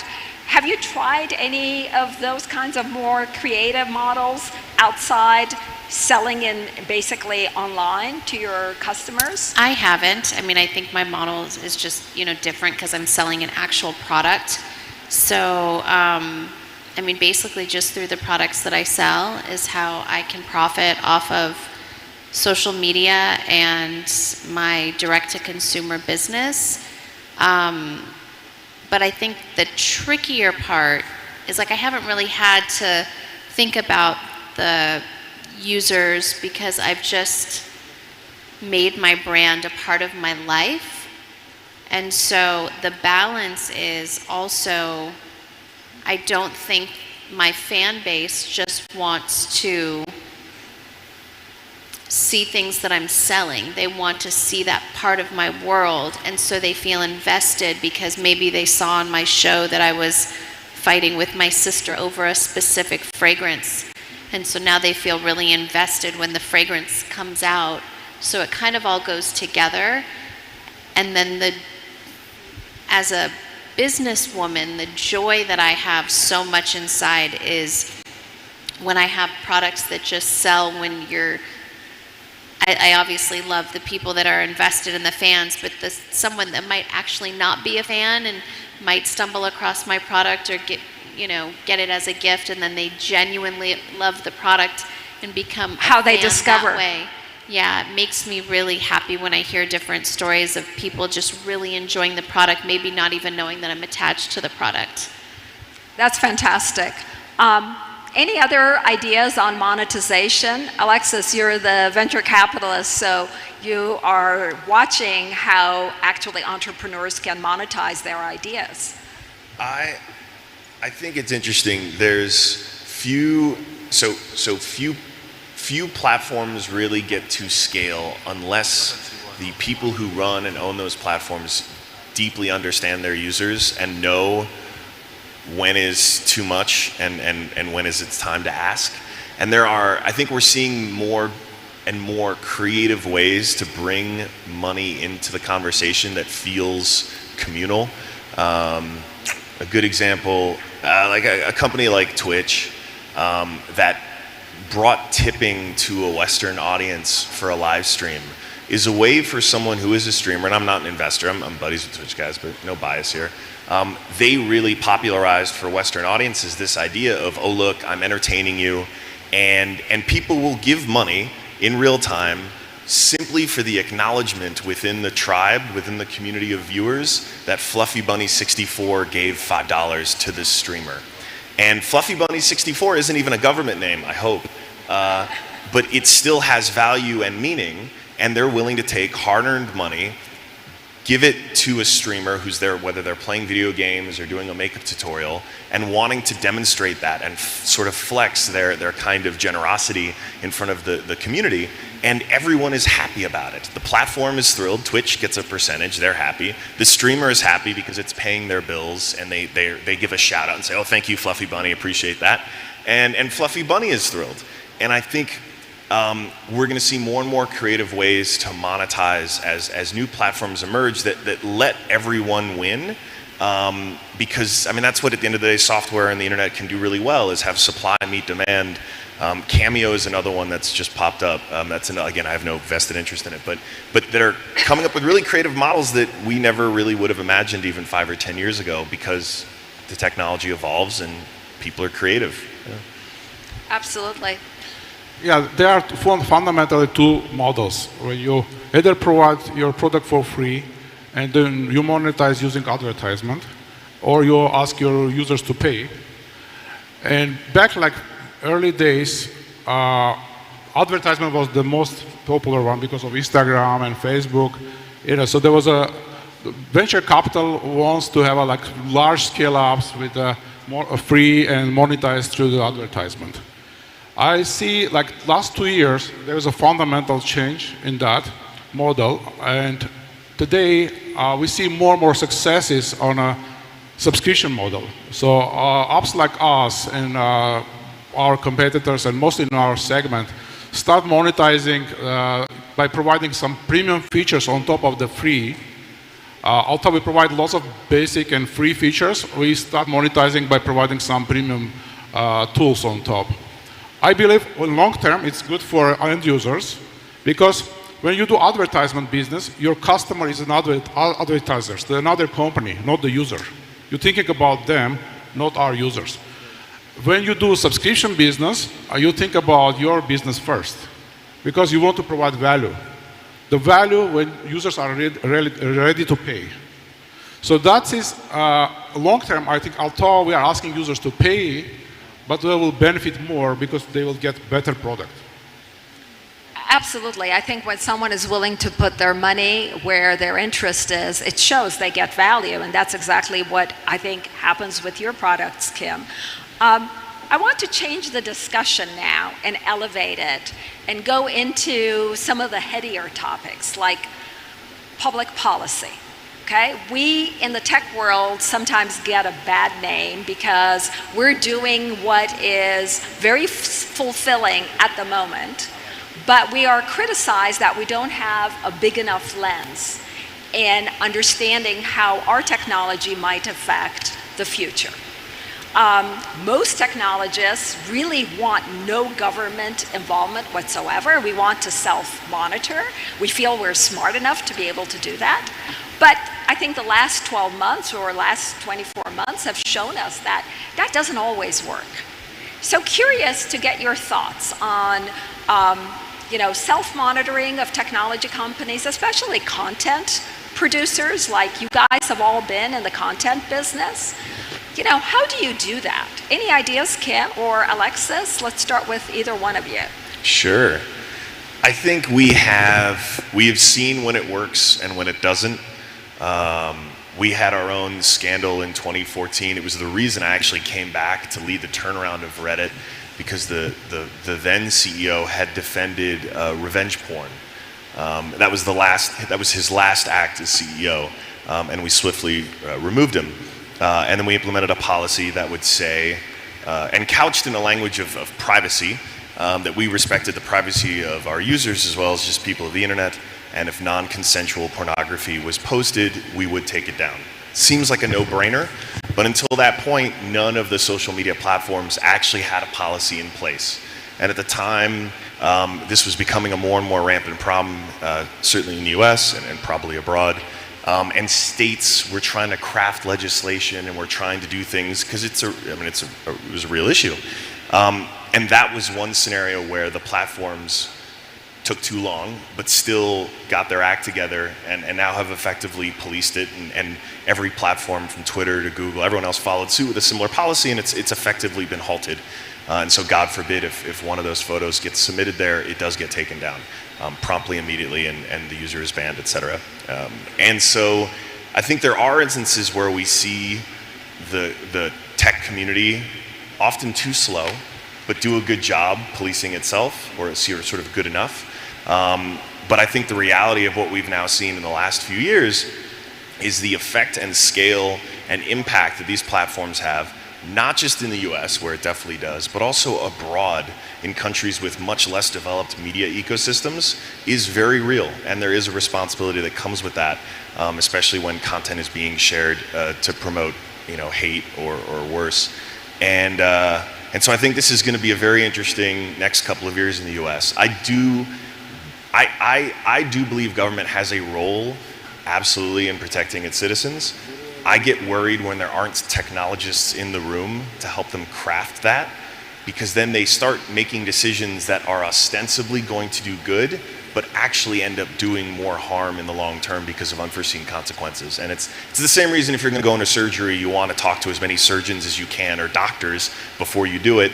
Likewise, I would love to see more technologists at the table when these things are being discussed. And I would like to see less of situations where sitting senators are asking Mark Zuckerberg, what is your business model? Because that is dumb. Like, you should have done the homework before the meeting to know what the business model of Facebook was, for instance.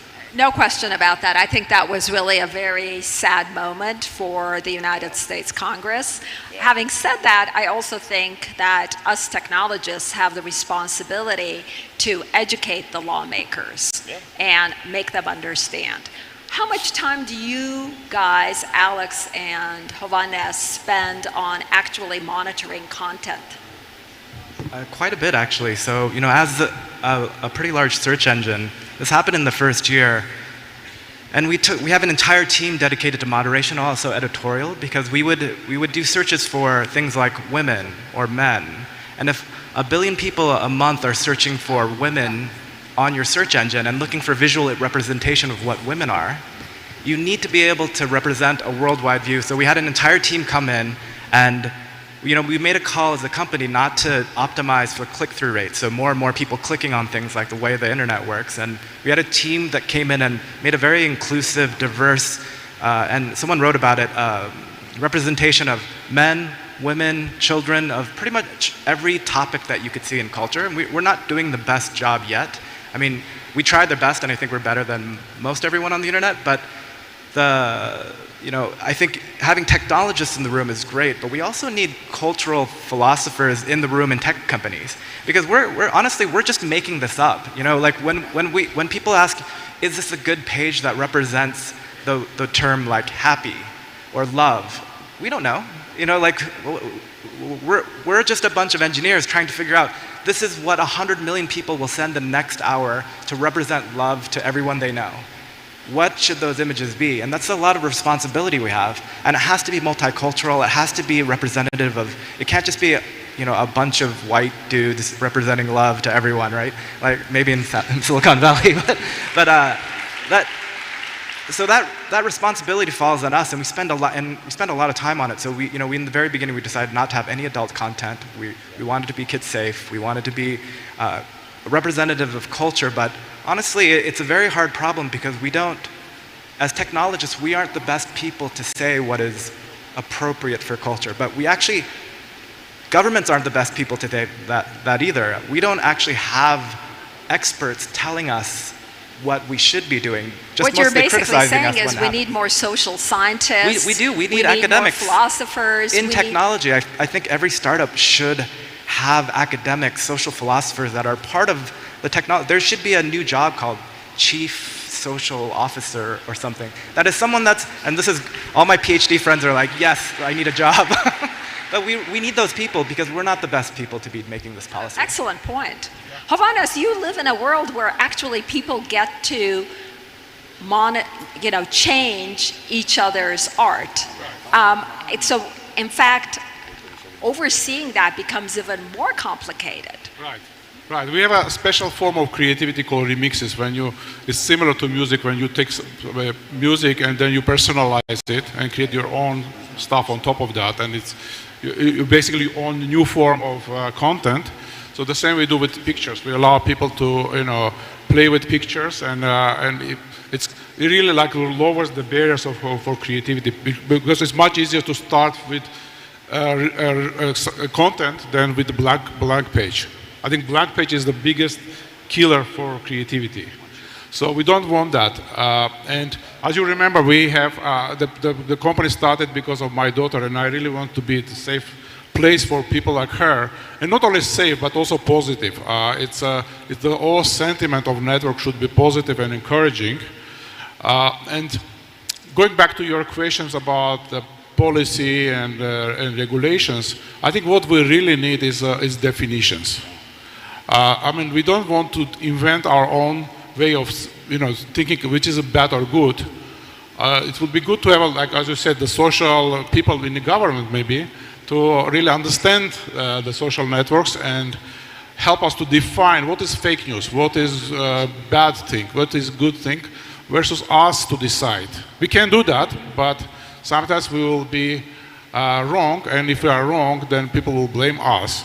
So we don't want that. We want to have a very explicit rules, explicit definitions, and we can play with that rules. And how often are you actually bringing down content? Oh, we have an AI actually, which is doing like 80% of the job, taking like all the pornography and adult content, and then we have moderators which are monitoring 24/7 to make sure there is any offensive stuff going to the public. So Kim, on this panel, you probably are the most expert in managing the content because you told us that you actually take a personal interest in it. You really believe that it's a reflection of you. You are the actual product, so everything you do is a reflection of you.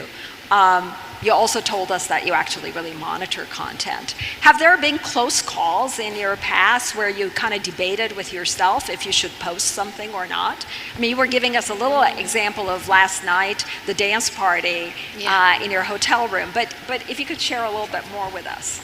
Yeah, well, I also think that the beauty of social media is you get to also be yourself. So there hasn't really been anything that I have posted and thought about it and then deleted. I'm always pretty confident in my decision of what I'm going to post. I think that people evolve in life, and now that I'm a mom, my choices of what I would post today might not be what I would have posted 4 years ago. And I think that something that everyone has to be cautious about is that once you do post it, it's posted forever. So I definitely have been well aware of, maybe things that I would have posted before that would have been racier than what I would be comfortable posting now. But I still always know that people have phases in their lives, and if you scroll down, let's just say on Instagram, and you can see where, if I'm talking about me in particular, where I might have been at when I started Instagram to how I got extremely confident, and then I got a little bit more shy, and then I can see my moods when I look through my page, and I also think there's beauty in that too, because you can see people's evolutions, I can see my product evolutions, I can see everything down to like logo details and colors that I maybe would have used before that I wouldn't use now because I feel like I've evolved in my taste palette, or maybe things that nobody would ever even notice. because I'm very detail oriented, but I also find, beauty in all of that too, that you can look through someone's yearbook of the last however long since they've logged on to social media and see people's personalities and personality changes and growth, and there's beauty in all of that too, but there is, I kind of have two different, I'm not really certain on my opinion of, sometimes I feel like there's this pressure to what you should post and censor that, because I think you should be who you are and post what you want to post and not feel like there's the pressure of everyone looking. But then I switch and kind of think, okay, well, what would I want my kids to see? And I flip back to, well, there is a responsibility. So I don't have a definite answer on No, what I think feel that's a is great right answer. or And actually, wrong. the point you made, It's a feeling. it's a lot of people, I think, don't realize the permanence of posting on the internet. I do. And I do think that as technologists, we need to actually bring up that education level, especially for the younger people, for your daughter, for people who are so excited in the moment and want to communicate their feelings, but it might not be appropriate for them 15, 20 years later. Having said that, maybe it's fantastic to have that blog, right? You actually see how you've evolved. I go back and forth with that, but what I think is the most important is how you all have expressed seeing comments that have taken you to a place that if you weren't a strong person, they might really affect you. And not everyone, you can see a million comments and then you'll see one bad comment and it can ruin your day. So I think it's also letting people express themselves the way that they want to, maybe an expression of photos, but it's teaching people. The one thing that I try to teach my kids, and it's my most important thing, is just to be kind. And I would never allow someone that I know to speak negatively about someone and leave a nasty comment. So it's also just, goes back to comment control and figuring out how to not let that negativity in your lives, because there are people and really delicate souls that aren't as strong as some people that can handle that, and it's just so unnecessary. It really is. Yeah, and especially in the formative years of young people who feel that their net worth is actually derived from the number of likes or the comments. I think that is, again, something that us as technologists can really help educate and maybe even monitor. I'm going to now switch to a totally different kind of conversation, and I'd love, in rapid, whatever way you want to respond, but fairly rapidly, let's start with advice to your younger self. Since we're on the topic of your younger self, it's a question that I get asked very often, and sometimes it kind of stops me in my own seat. But if you could give advice to your younger self, Alexis, what would it be? Keep programming. I was programming in high school and college, but I would have done even more, and I loved my history degree, and I'm grateful for it. My business degree I could have done without, and I definitely would have studied computer science instead. And it's the biggest thing. I went to 82 universities after my book came out so that I could go and tell every college student I could that learning to code was the new literacy, and it is the modern superpower, and all of the best tutorials are freely available online, and there has never been a thing this valuable that's also so free to learn. So please, please, please, please, especially because Armenia is going to be such a natural place for tech to continue to thrive, please, if you know a little kid, get them to code. Send her to Tumo, please. We already got the foundation here with chess, right? The K through 12 chess, like it's in our blood, right? That is such a great foundation for learning to program. But that would be the number one advice I'd give myself. And I want to add to that. I want to say that if you're studying computer science, if you're studying electrical engineering or any other kind of engineering, I believe the most important thing is to stay in the program. Do not quit. Do not feel like if you got a C, you should not be in there because you don't have the chops. I think getting those degrees, understanding that the world is really being defined by technology, hanging in there, it's totally okay to get a C minus, but graduate.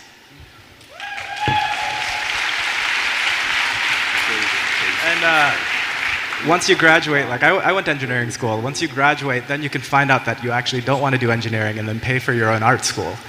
And then Is that what happened, Alex? I paid my way through art school because it's really expensive to go to art school. But after post-engineering school, engineering is hard, but it's really gratifying. No question, it's hard. But it is super gratifying. I mean, I use engineering every day in some way. People don't really realize that graphic design and designing they're all just solving the same problems. It's actually the same thing if you've done both of them. You're just taking a problem and solving it. And anyone who's doing that in business or engineering, the medium is just different. Musicians do that, mathematicians do that, and it's just a way of thinking, so it's more just being educated. To answer your question on what I would tell myself, I tell myself all the time lots of things. But this is your younger self. Yeah, I tell myself, my younger self, you shouldn't have done that. But the number one thing I learned was, it's just going to be okay. I feel like, especially youth right now, I have a niece and I have a lot of young friends, and they're so stressed out because of the world, and there's so much pressure from social media. Not only do you have to be popular in your high school, you have to be popular in every high school because all of them are connected by Instagram. And so everyone is so stressed and has so much anxiety. Are they going to have a job? Politics, the world, climate change. It'll be okay. Like, we had the same problems when I was growing up. It'll be fine, like just every day. And as long as you know that it's going to be fine, then you have some hope that you can be a part of the change and make a difference. I really wouldn't want people to give up and not see that there's hope in the future. The future is going to be crazy, and I hope I'm around to see it. Yeah, and just to add to that, you don't need to be Mark Zuckerberg.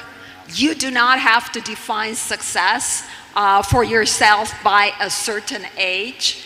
In fact, most people have amazing careers and they find their stride after 40, 50, 60 and keep going. So do not give yourself a timeline and make yourself feel like a failure because you have just turned 30 or 35 and feel like you didn't achieve the success. Keep going because life is a long marathon. Yeah. First of all, I want to say I strongly support Alexis on his statement. I think having coding skills super important. I code my first products and first couple of startups. I was the main developer and engineer for the company. And I know there's in this room there are many startups, entrepreneurs there, or to-be entrepreneurs. And I believe coding skills will be super important for you guys. Because it's hard to find good engineers anyway, and it's going very expensive either. So if you want to lower the barrier to entry and create your minimum viable product, like a small product, I think you should probably learn coding, or at least you should understand how to do that to hire the best engineers. Talking about myself is also kind of similar to Alex. I would say take it easy. When you are starting, when I was starting my first company, I didn't realize how much stress would be down the road. But you should enjoy the journey. You should enjoy the journey, and you should enjoy even more than the outcome. Because you are going to have lots of stress. And stress, you should take it easy, because even if it's the worst day in your life, you think like this, like it's the end of your startup, you are just closing the door. There will be another day, and then you can regain and you can have another success. Very good. And Kim? Yeah, I don't really live my life, when talking to my younger self, I don't really live my life with regrets. I think we all do stupid things when we're young, but I think I just echo the sentiment of everybody else, is just,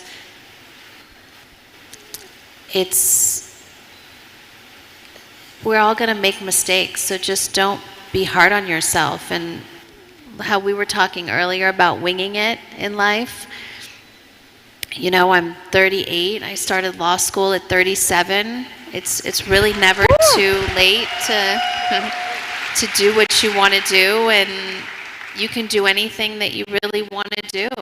So, like, have fun in those mistakes that you're making. Make sure that they're worth it, and have fun in life, and wing it a little bit. Wing it is the lesson. Fantastic lesson. Okay, so next I'm going to ask a question that I was asked when I spoke at the Commonwealth Club. And maybe it's my most favorite question of all of my speaking engagements. And that is, if you could come up with just one idea to change the world, just one idea, and it can be completely fantastic, meaning fantasy. It doesn't have to be based in reality. What would it be? And before I ask my panel, I'll tell you what I said. I was just asked this, and I was given 30 seconds to come up with something, or 30 seconds to give my answer. And I thought, and I said, the one idea that I think would really change the world was if men could get pregnant and nurse babies. If that could happen, the world would be a very different place. So with that, I'd love to hear what you all think. The one idea, and it can be total blue sky, it doesn't have to be based in reality, that, that you would like to change the world. Wow. Well, mine, if something just comes off the top of my head, I mean, mine was thinking more of US, because we have the worst prison system in the world. So if I could get rid of most of prisons, if I'm just talking about WISH, and have rehab centers and mental health institutions that would house people that really need it, I think that would change a lot in the US. Thank you for saying that.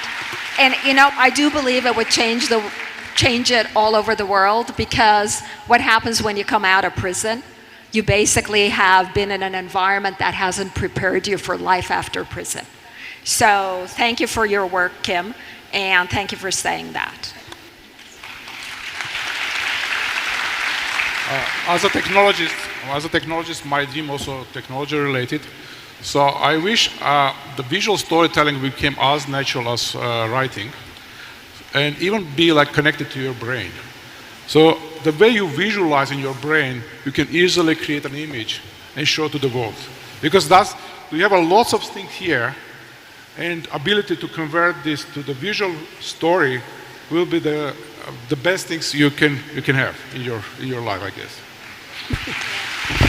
But when I feel love towards my mom, actually, I can actually project the GIF, and my mom can see it, and she knows exactly what I feel for her. Thank you. Oh, wow, that's like a very deep and question that has a lot of responsibility to it. No pressure. Yeah, no pressure. You can sit it out if you want. No, like this is like, you can't sit this one out. Like, you have to be a part of the solution, right? So for me, you know, if you're gonna give me that, it has to be about poverty, right? And it has to be about freedom of people. And I think if it's not actually, I don't actually think technology is going to solve any of that.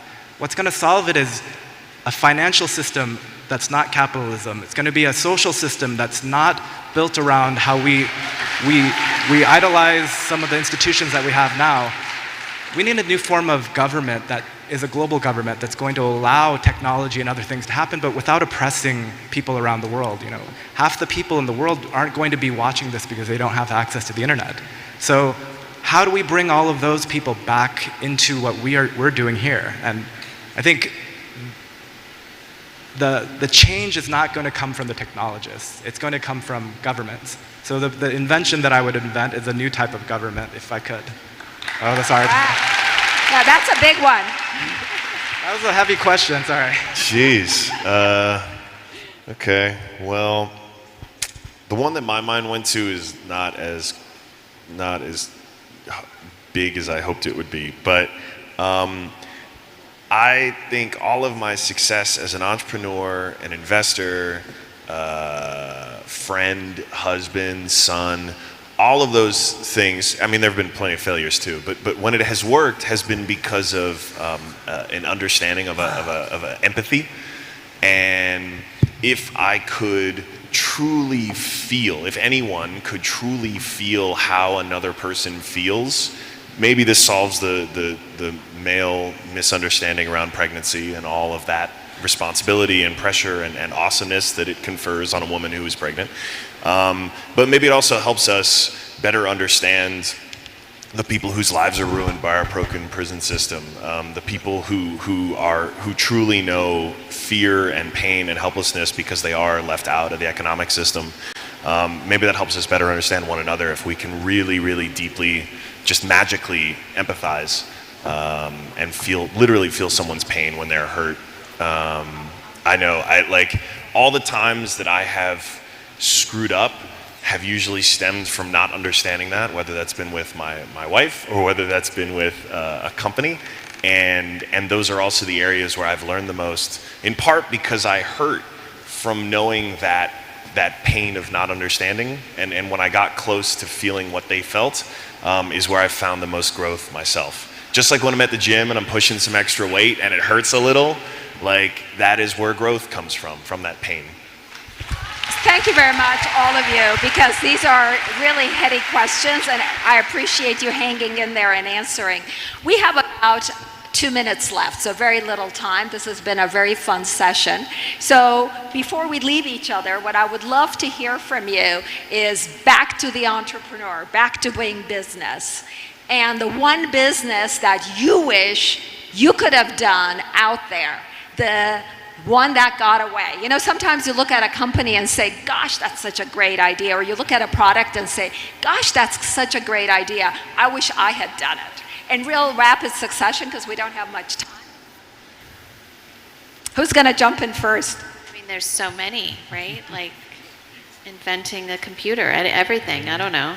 Instagram. There's so many.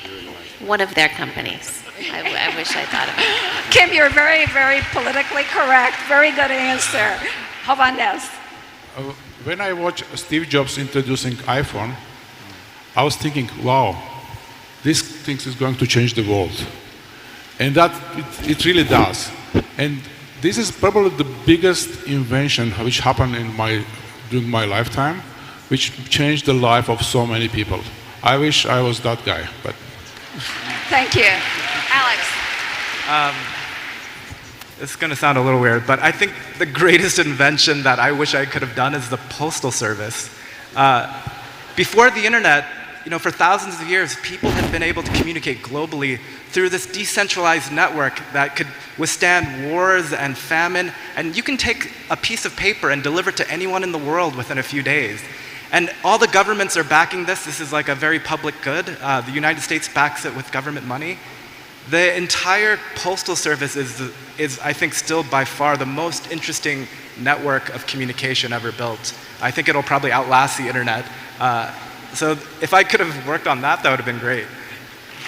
Postmaster. Alex, I think you surprised all of us. And Alexis. I mean, there is a laundry list of companies I wish I had invested in that I missed.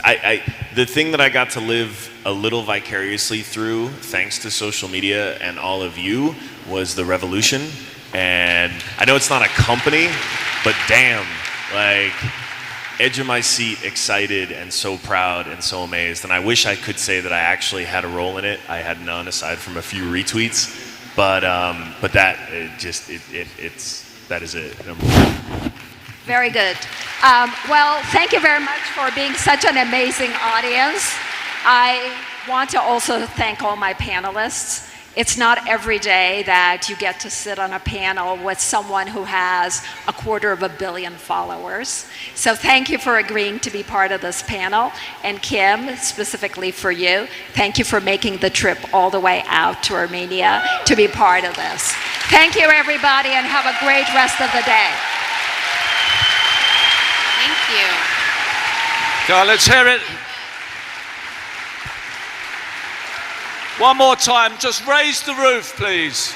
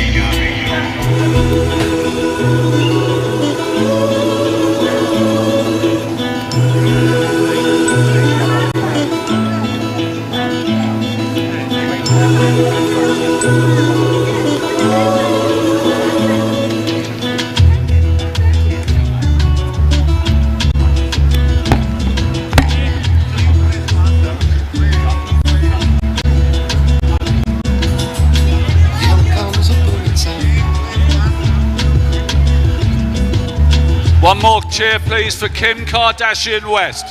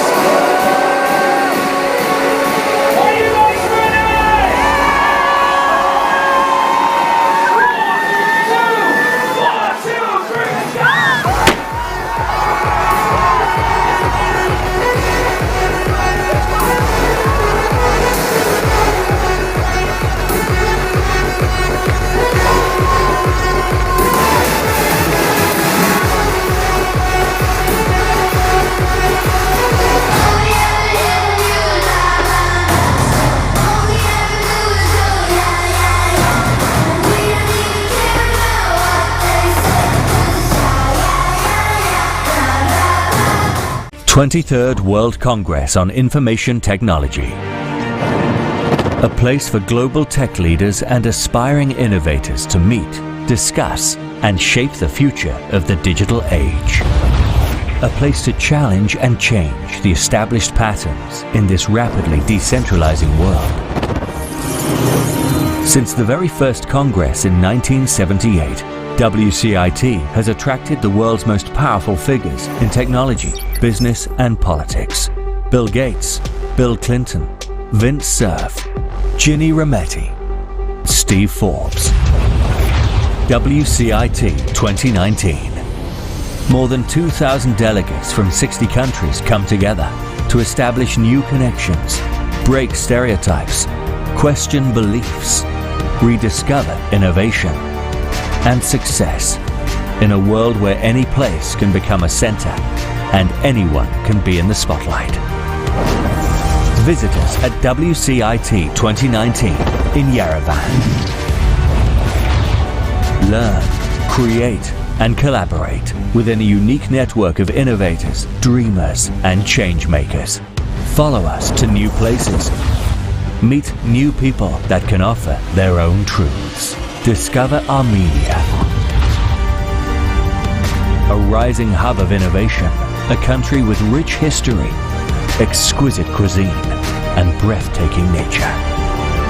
Join us and embrace the power of technology, progress, and decentralization in this ever-changing world. WCIT, Yerevan, October 6th to 9th, 2019.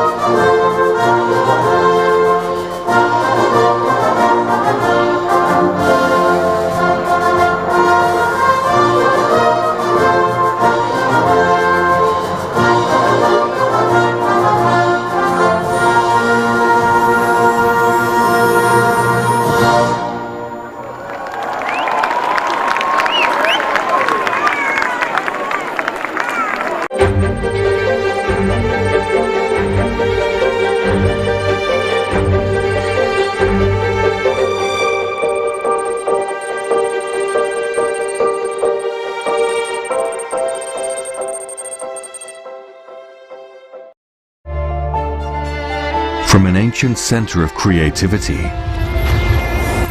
to a contemporary center of technology, from the sacred pages of illuminated manuscripts to the illuminated circuits of the information age, a country and its people stepped forth to claim their place in the spotlight, welcoming the world, sharing their uniqueness, their stories, desires, and dreams, overcoming, connecting, creating, merging heritage and technology, retelling legends of old using tools anew. Inventive then, innovative now, building for the future on foundations laid long ago. This is our reality, our dimension, our center. This is who we are. We are Armenians, and this is Armenia. Come see for yourself.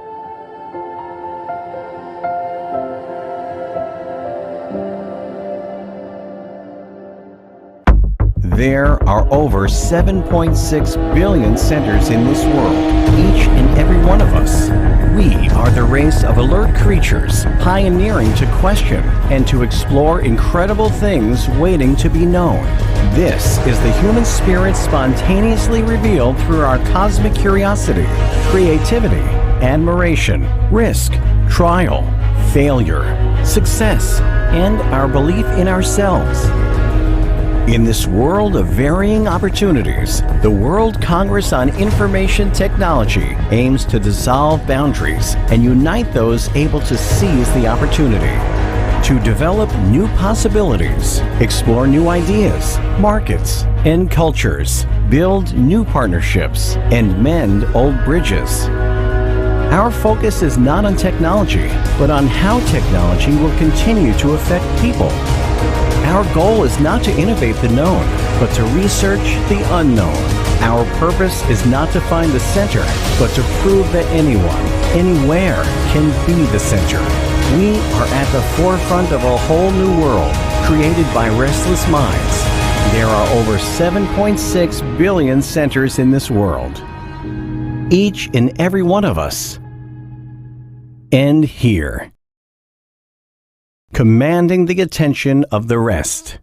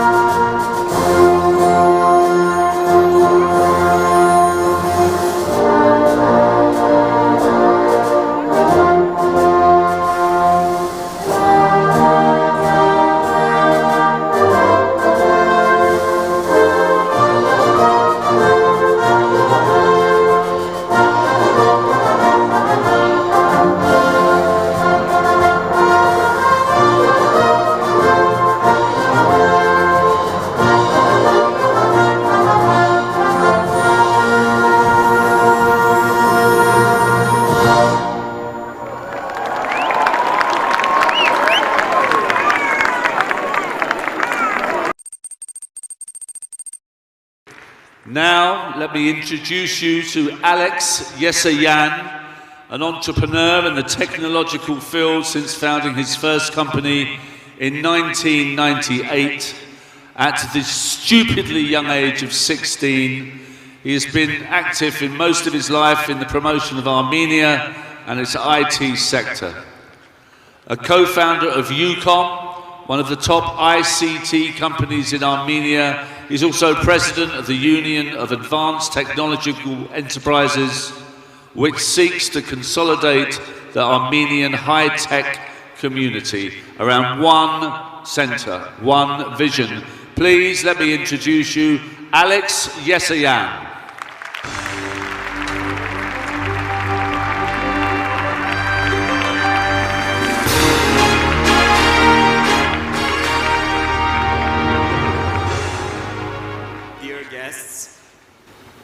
Dear friends, it is a real pleasure and honor to be in this stage and welcome all you to Armenia.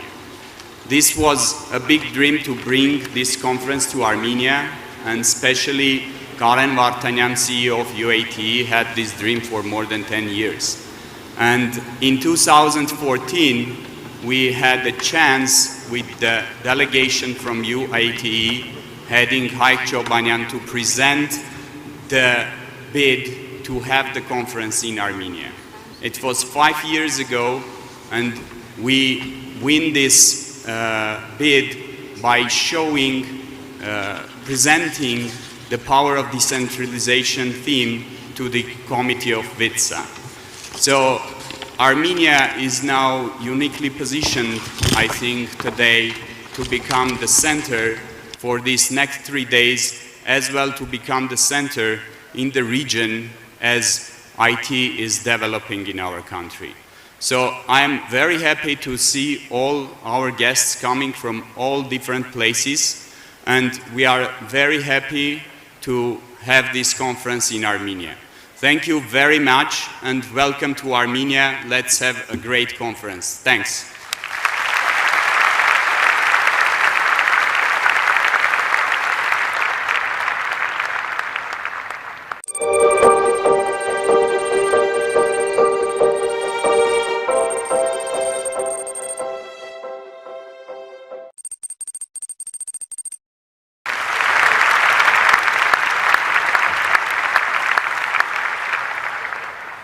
Շնորհակալ եմ։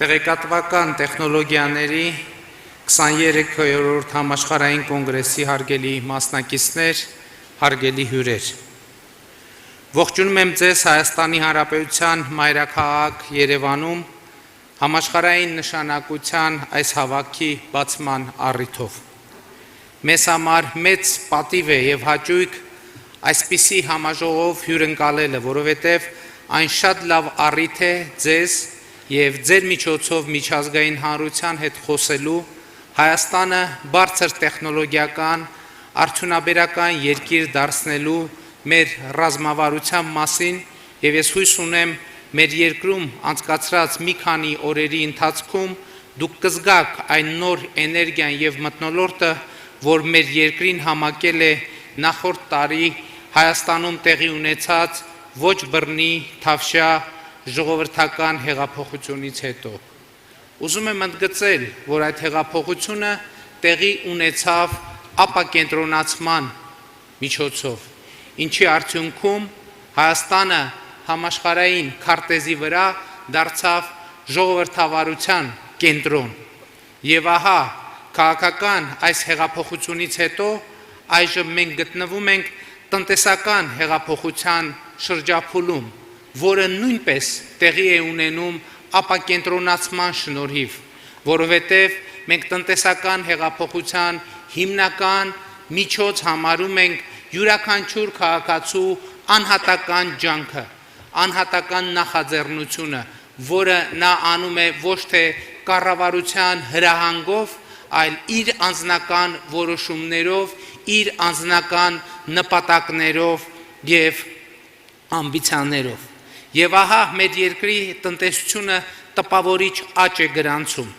Այս պահին ունենք 7% տնտեսական աճ, մեր երկրում туриզմը տպավորիչ աճ է արձանագրում, այս տարի ունենք туриզմի շուրջ 13% աճ, տպավորիչ աճ է գրանցում նաև տեխնոլոգիական ապրանքների արտահանումը։ Առաջին 7 ամսվա կտրվածքով միջին տեխնոլոգիատար ապրանքների արտահանումը մեր երկրից աճել է 40.9%-ով, իսկ բարձր տեխնոլոգիատար ապրանքների արտահանումը 34.4%-ով։ Այս ամենը մեզ վստահություն է տալիս, որ Հայաստանում տեղի ունեցող տնտեսական հեղափոխությունը իր հերթին կհանգեցնի տեխնոլոգիական հեղափոխության, եւ մենք կկարողանանք Հայաստանը դարձնել տեխնոլոգիական, նորարարական առաջատար երկրներից մեկը աշխարհում, իսկական տեխնոլոգիական կենտրոն։ Այս նպատակը մեզ հասանելի եւ իրատեսական է թվում նաեւ այն պատճառով,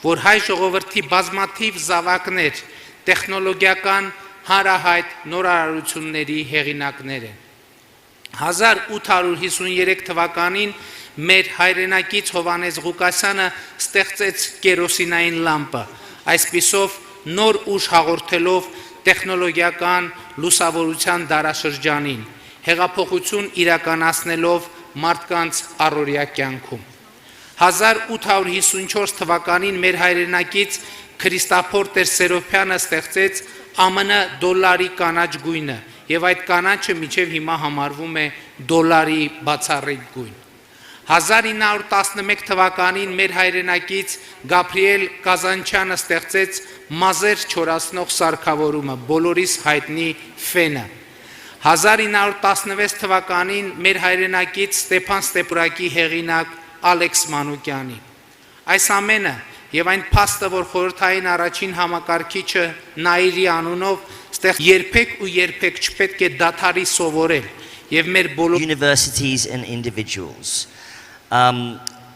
These were selected from over 100 companies who applied from more than 13 countries, and the Business Angel Network of Armenia passed these companies on to the next stage of the competition. And there were some fantastic judges from Neil Bansay from BNP, Caroline T. Seward from Intel, Ram Levy from Confidus, selected these. And eventually, now you're going to see some of them today. There was a competition yesterday, as you remember, and so this is the continuation of that. And I think in particular, we've got to acknowledge that the Armenian Tech Community Prize will total, get this, drum roll, $105,000. Not bad. And the first place winner will get the prize of $25,000. Second place, $10,000. So, all 6 winners will be announced during the closing ceremony, so make sure you're around for that. Let's hear from our jury. When I say your name, please stand up and say hello to the crowd and to the cameras at the back. First of all, is Miguel on the jury? I don't think Miguel. Miguel, no, Miguel's been swapped out. Dr. Kelly Mullick. Kelly, is that it? Kelly. Dr. Kelly Mullick is Intel Chief of Staff with Data Center Solutions. Let's also see Steve Chan, who is the former VP, CIO, Chief Strategist for the IBM Safer Planet and Smarter Cities Division. Did a speech today, I think, or yesterday.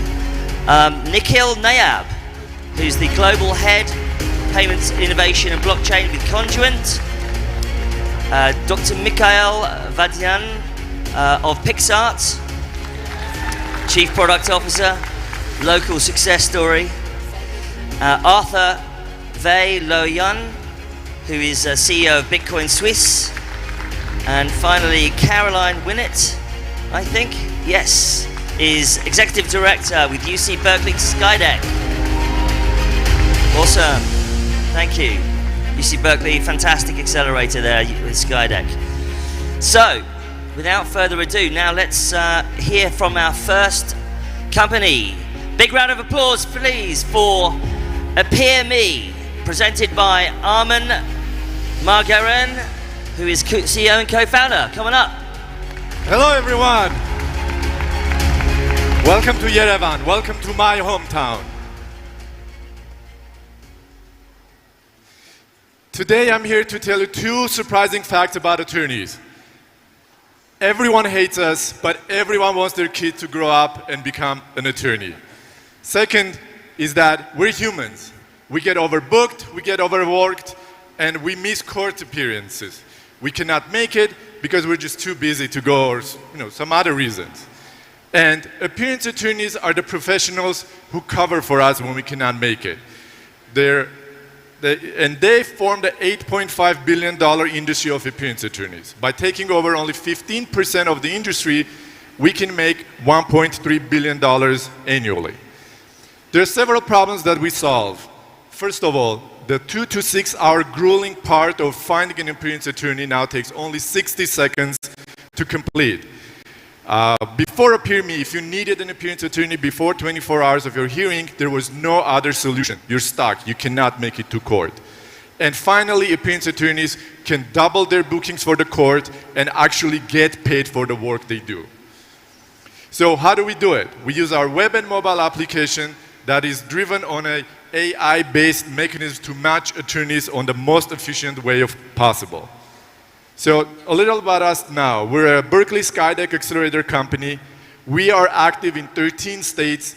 We're growing at 20% rate month to month for the past 12 months.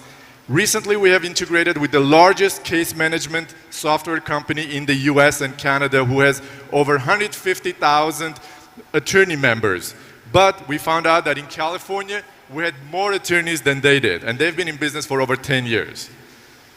So social impact. We're making big difference in the world by making legal services more affordable. We push legal jobs out of the major metropolitan areas, and by saving, we can save up to $1.5 billion to the court system by reducing the number of canceled cases and hearings that take place in court every single day. It's not working, okay. Beyond court appearances, today we cover depositions, court reporters, and court interpreters, as well as we connect thousands of freelance attorneys together. Further, we plan to integrate with the court system and revolutionize the way it works.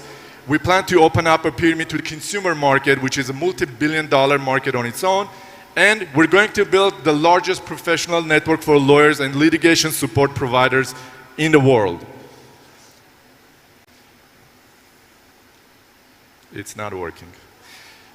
AppearMe was founded by my brother and I. We're both litigators, and we always cover for each other.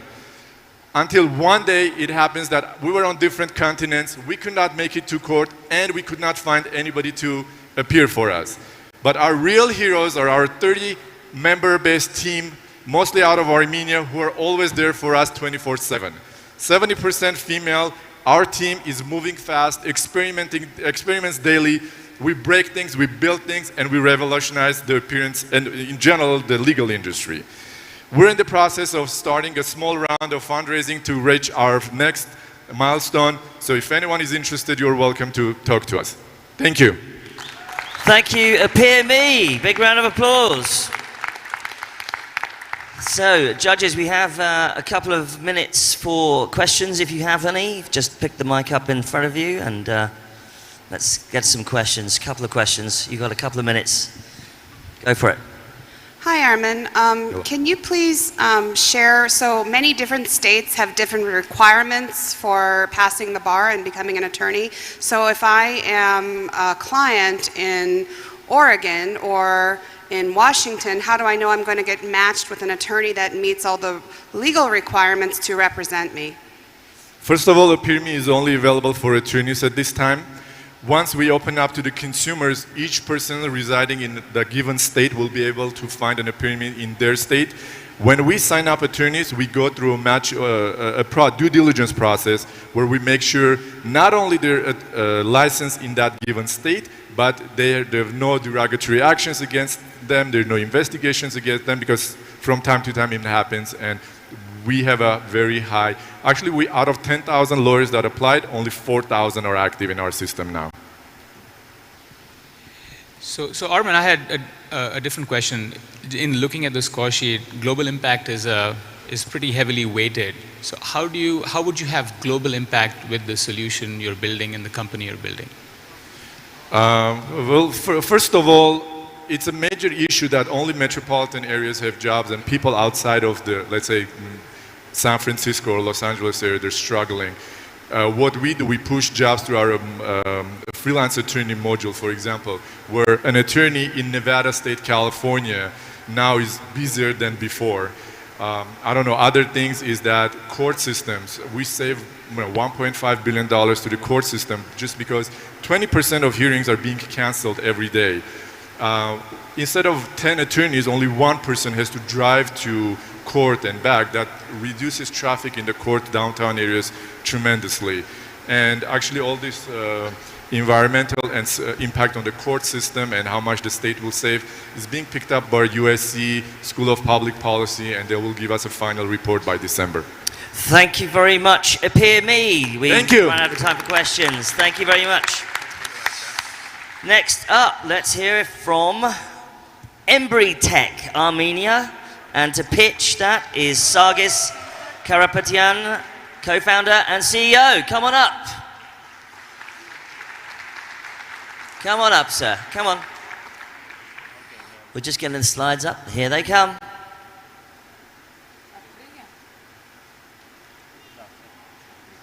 Let's...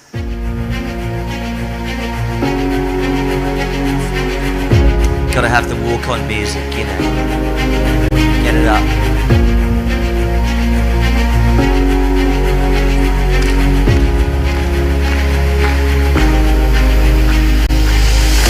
Come on then, Sargis. Come on, let's do it!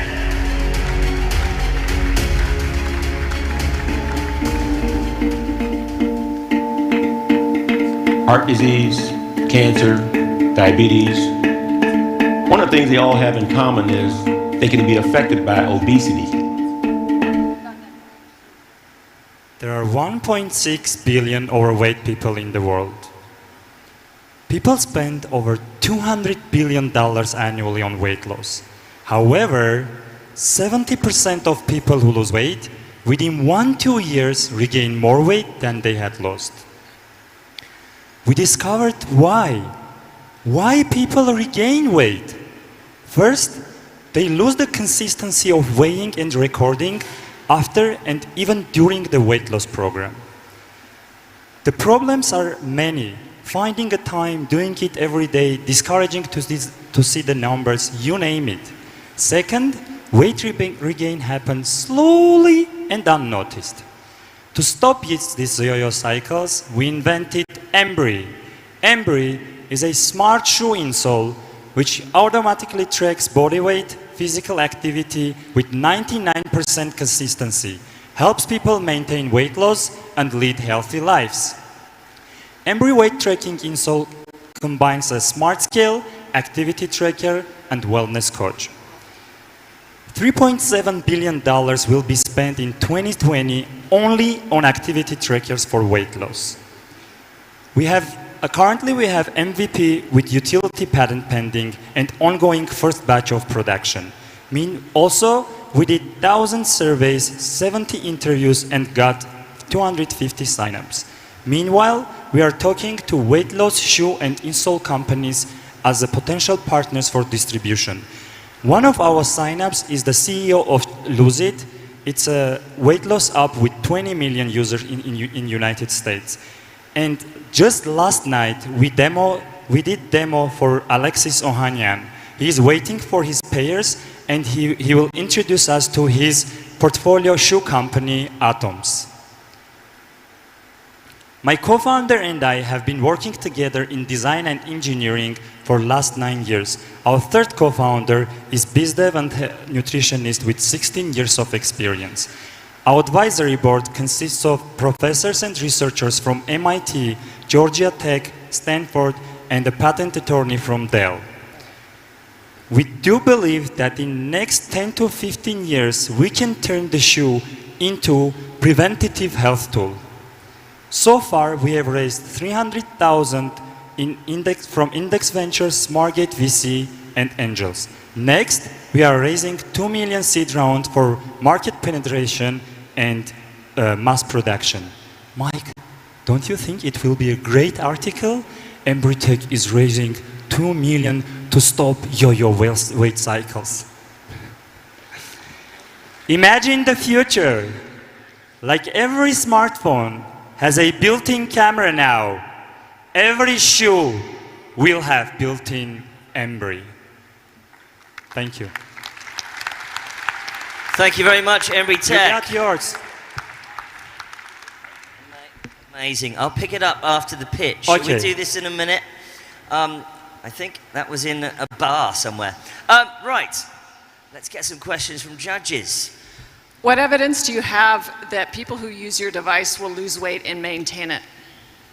So we are not claiming they will lose weight. We are partnering with weight loss programs. So whatever program they are using, they have the same challenges of consistent weight and physical activity monitoring. We are solving that issue. Fantastic idea, thanks a lot. What is the incentive not to throw away the shoe insole while you sense that you're not on track? Sorry, I didn't get the question. You might put the insole in your shoe. Yep. But you might throw them away right away if you sense you're not on track. Yeah, what happens if you throw them away, if you decide that it's not working? So people are throwing away the scales. So if that's the case, so it adds every day 1 point in the weight graph and correlates with the physical activity and provides with the insights so to support them to overcome this challenge. Also, we show the average weight and the direction, so they don't get upset if during the day they had put on 1 kilo or something like that. I guess you got to wear it for a while, right, to see how it goes. Right, we have time for one more question if anyone has one. Can you please talk a bit about technology, how you are sending information, how it works? So we have pressure sensors and accelerometers and a bunch of other sensors under the heel, and we have a microcontroller and Bluetooth 5, and we have the mobile application. I can show the demo right now. I'm wearing another one. And while I am walking, you can see my activity beat. We call it activity beat. Like if I do like this, you will see. So and also, and the data goes to cloud, and users have access from any mobile and web. Okay, I think we're done. So thank you very much. Thank you. Embry Tech, do you want to take that? Congratulations, that's a very interesting, I love seeing myself in pictures, that's great fun. Let's now hear, ladies and gentlemen, our next pitch is from Public. From Slovakia, Gagik Yegedzaran, council member and co-founder. Coming up. Hello and welcome. I'm actually from Armenia. Please meet Alex. He's my son and enjoys playing piano. One day he told me that a video with him playing at Luxembourg Airport has generated over 300,000 views. He was really happy. Anything wrong here? Perhaps no. Over 95% of online content is free anyways. And advertising, as we heard, is one of the main models for monetizing this content. And we all know who takes the lion's share of global advertising revenue. It all started 50 years ago with introduction of the first protocol of internet, ARPANET. Since then, technology advancements have enabled the growth of very powerful yet very centralized platforms that essentially control the web. They are the web now. Let's move now to new media that distributes 100% of its shares to all its authors and publishers.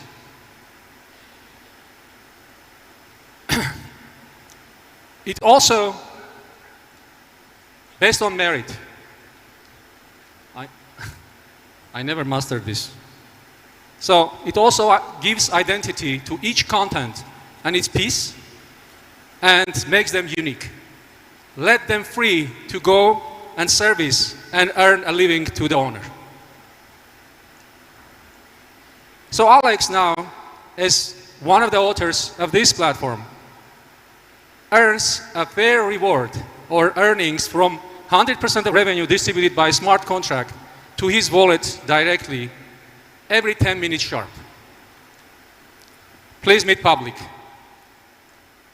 We are fortunate introducing today a working model of distributed web and economy on open protocol PublicNet.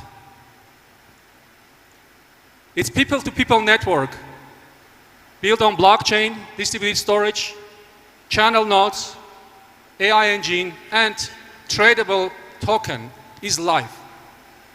We now invite independent authors and publishers from all around the world to join, to build, and take their real-time share in the media future. Anyone can earn by becoming a node or a storage provider. Anyone can create their own media on PublicNet, be it publication, Q&A site, social media platform. Use your imagination. It's time to call upon technology of trust to give people power to mobilize and change this world. PublicNet, perhaps the protocol of the truly independent web, the protocol of Internet of Owners. Let's give our children a chance for a better future. Go public. Thank you. Thank you very much. Go public, or public. Speaking as a journalist, it's always nice to see somebody trying to figure out how to pay for content or pay creators. So let's hear from the judges. Anyone got any points? Yeah. Who's your team, and do you have any users on your platform? Our team is scattered around the world. We are in Japan, in London, in Madrid, in US, and the main team, technology team, is based in Armenia. So the product and the platform, the original blockchain, is built right here with a great team that represents public. And have you, and the second part of the question was, have you launched? Do you have users? Public is live, and we have several publishers on board. ZDF ARD of Germany, for example, is testing public. We are working with San Jose State University to launch another platform, which is a Scholarian, academic publishing platform. And we have many publishers joining. We are giving already the ownership to the users because we are surprised how many things that we don't know about public that they already start, bringing to us. Any other quick questions? We've got time for another short. Quickly, is this fully private blockchain? I didn't get No, that. it's fully public blockchain, open source, and it's original blockchain built by our team. And can you trade the token yet? Yes, you can immediately get monetized, and the public PBQ token is tradable on ATAX exchange, which is European licensed exchange. And maybe would Pixart put this token on its network? Of course, we are always talking with them. I think when we get bigger as they are, they will join. Great. Well, I think that we have. I'm going to ask you one quick question, actually. Sure. As a journalist who's covered the blockchain space, could I put this on content I've already uploaded? Could I put the public token? Could you put the public token against your son's piano rendition on video? Could you upload it to something already that's already there? Yes, we have a working publishing platform, which is a use case, which is called public.site. And we have many users already, and they can upload their content, earn a reputation-based revenue, and earn a living, and become independent, create a new world. Well, it's still early days for blockchain, so good luck. Thank you very much, Public. Thank you.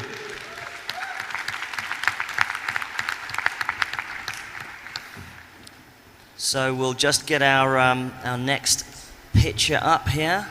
And is everybody having a good time at the conference? Fantastic. Well, I'll be wandering around, so maybe I'll run into you if you want to talk to me about what you're doing. That would be great.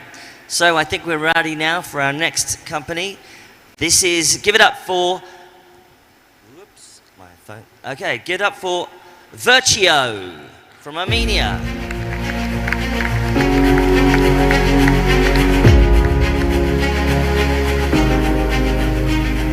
Discovering places around us is taking too much time. And we decided to use this opportunity and create a tool which will be used by everyone to discover places around them in few seconds. There is a huge market as well.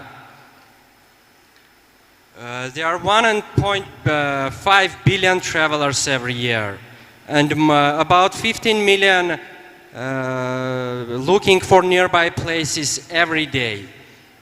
And about 300 million spend monthly on local marketing on travel apps.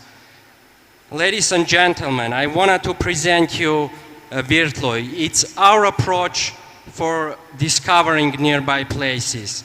You don't have to zoom in and out the maps and deal with small markers. Forget about these discomforts. Just look around and you will see all the places and even the deals offered by the companies you are looking at. At the same time, it's a new and very attractive marketing space. As a monetization model, we'll have monthly subscriptions for businesses to provide them with marketing tools and monetizations through our global partnership. As a part of our strategy for growth, we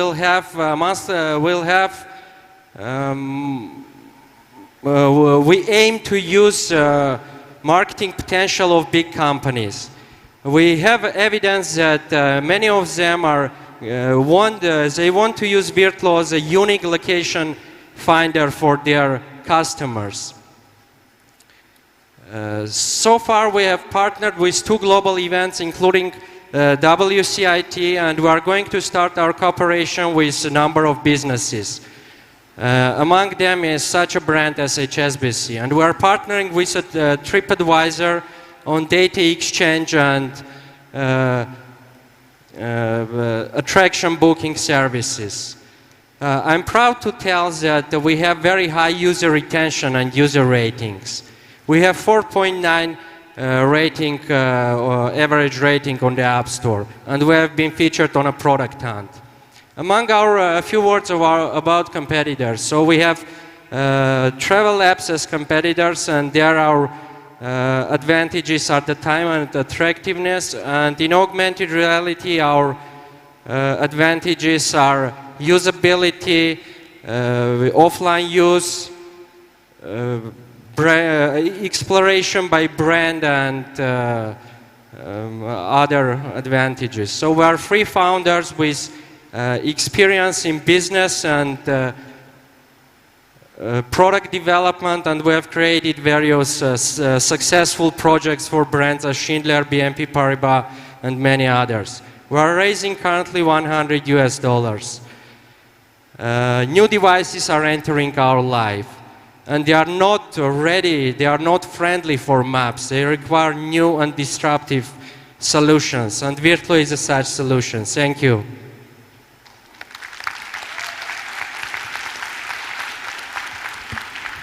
Well, we've seen the rise of Swarm, Foursquare. Come closer, sir. Come closer. Sure. I don't bite, maybe in words. We've seen the rise of, but this is obviously a virtual, like a VR version. It's like a location-based network. Yeah. So, do we have some questions, anyone? Congratulations on your achievement to start. Thank you. Quick question. If I'm a tourist, I saw as you were moving around, there was a gram at the bottom. I'm not sure whether it was color-coded. I saw some red in there. But for example, if I'm a tourist, will I see clustering for things that are more tuned for my preferences so I can walk there? Is it personalized? I think, is that correct? Yes. Yeah, we have. You had at the bottom. It was color-coded in red. Couldn't Yeah. see any other colors. But for example, And, my preferences are. Yeah, can you set it up for your preferences? Yeah, it's just a matter of user experience and UI. We have different colors for different categories. We have more than 200 categories, and for each category we have specific colors. So we are going to link the category by color to the users in there. So it doesn't sound like it's super personalized right now, but maybe in the future. Any other questions? How big is your user base current? We're currently growing by months. For 20% every month with organic traffic. We didn't do any marketing yet, and our user base since 5 months is organic user base is 7,000 users on iPhone. Very early days. Yeah. Still. And quick question. So you are getting all the data from TripAdvisor for tagging places? No, we are having data from different sources, and the biggest source is OpenStreetMap, which is a open source alternative for Google Maps data, and from TripAdvisor, we're having additional data for attractions. You have one client more. You have one client more. Thank you. Yeah. Thank you. I love it when judges download the apps on stage, live. Great. Thank you very much, Vertlo. Thank you. Check it out, vertlo.com, live now on the app stores, Google, Android, and iOS. And last but not least, let's hear it for Wirestock.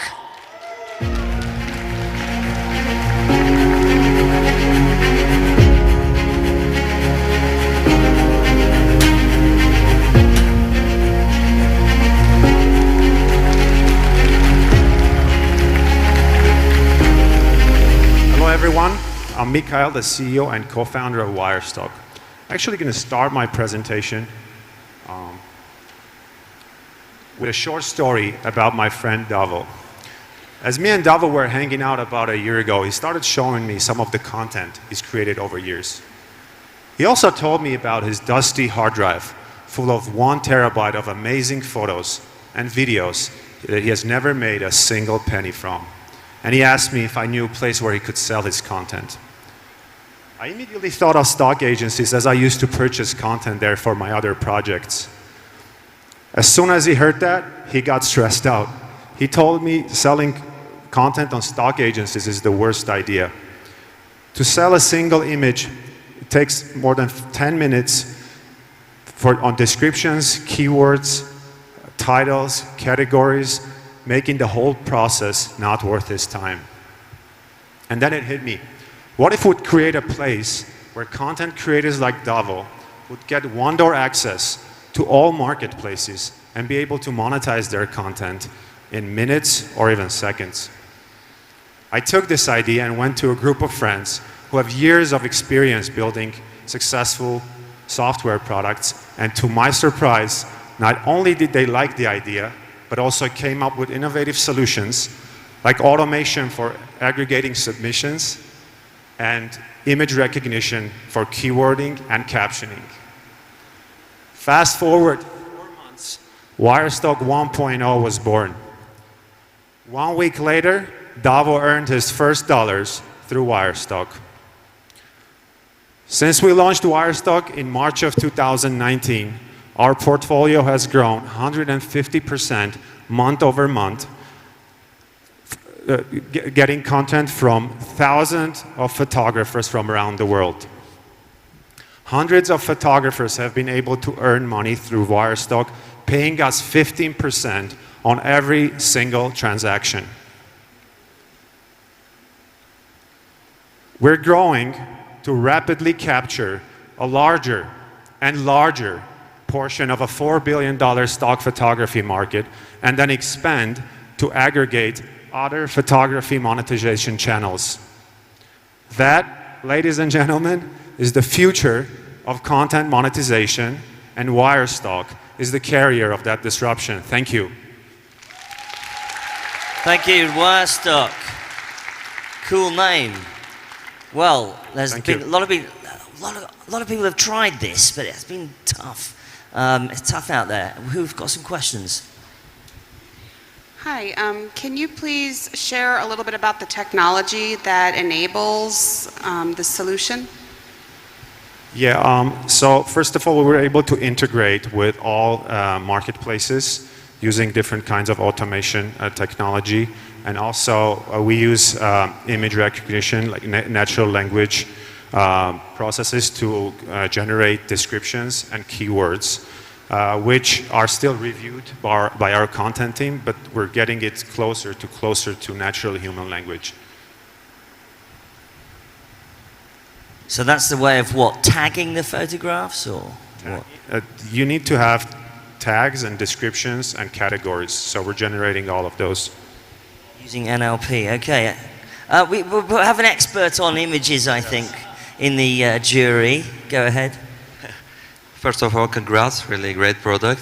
Thanks. So a quick question, how direct is your integration with the providers? I mean, if one day they decide that you shouldn't directly send photos, or how you do it now? Yeah, so the first thing we did before we integrated, we went out and started talking to them. So we told them that we're an aggregator. We represent 1,000+ photographers. So now it's very raw, the integration right now, but we're building and we're talking to them to create APIs or initial versions of APIs, so it's much faster and more reliable. So the communication is very direct. Technology is still not perfect, but we're getting there slowly. Thanks. And what about licensing? I mean, when I upload photo to your platform, do you have any special licensing that you can distribute my photo, or how it works? Yeah, we act, the official legal sort of role of Wirestock is that we're an intermediary between the creator, who owns the 100% copyrights of the content, and we're just act as a distribution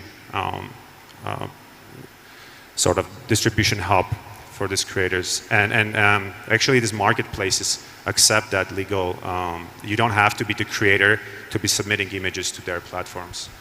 Okay, in the closing seconds, did you have one? Did you have go ahead. Quick question. Congratulations on your achievement to start. Thank you. Just quick question. You mentioned natural language processing. So does that, are you focused upon the user tagging, or do you have automated suggested tagging?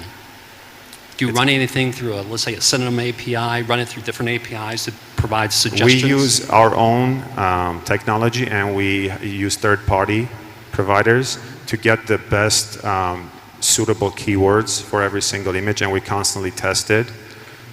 Same for captioning, which is a much harder problem, actually. I see. And in the closing seconds, what about Ion or Flickr and how do you compete against that's those guys? potentially the future of this. The future. Going to audio, podcast, educational videos, and the list goes on. Oh, I see. Great. And can I just give you a little bit of advice? When you're answering questions, try not to wander around too much like this. It's kind of like distracting. I'll be happy to take this advice from you. Thank you. Stand like that. Okay. Thank you very much, Wirestock. Thank you. Well, ladies and gentlemen, that brings our lightning round. Let's hear it for the judges, our jury. And you can see me on the Bare Naked Innovation session. I think it's here or the other one. I'm not sure. See you later on. Mike Butcher from TechCrunch. Bye.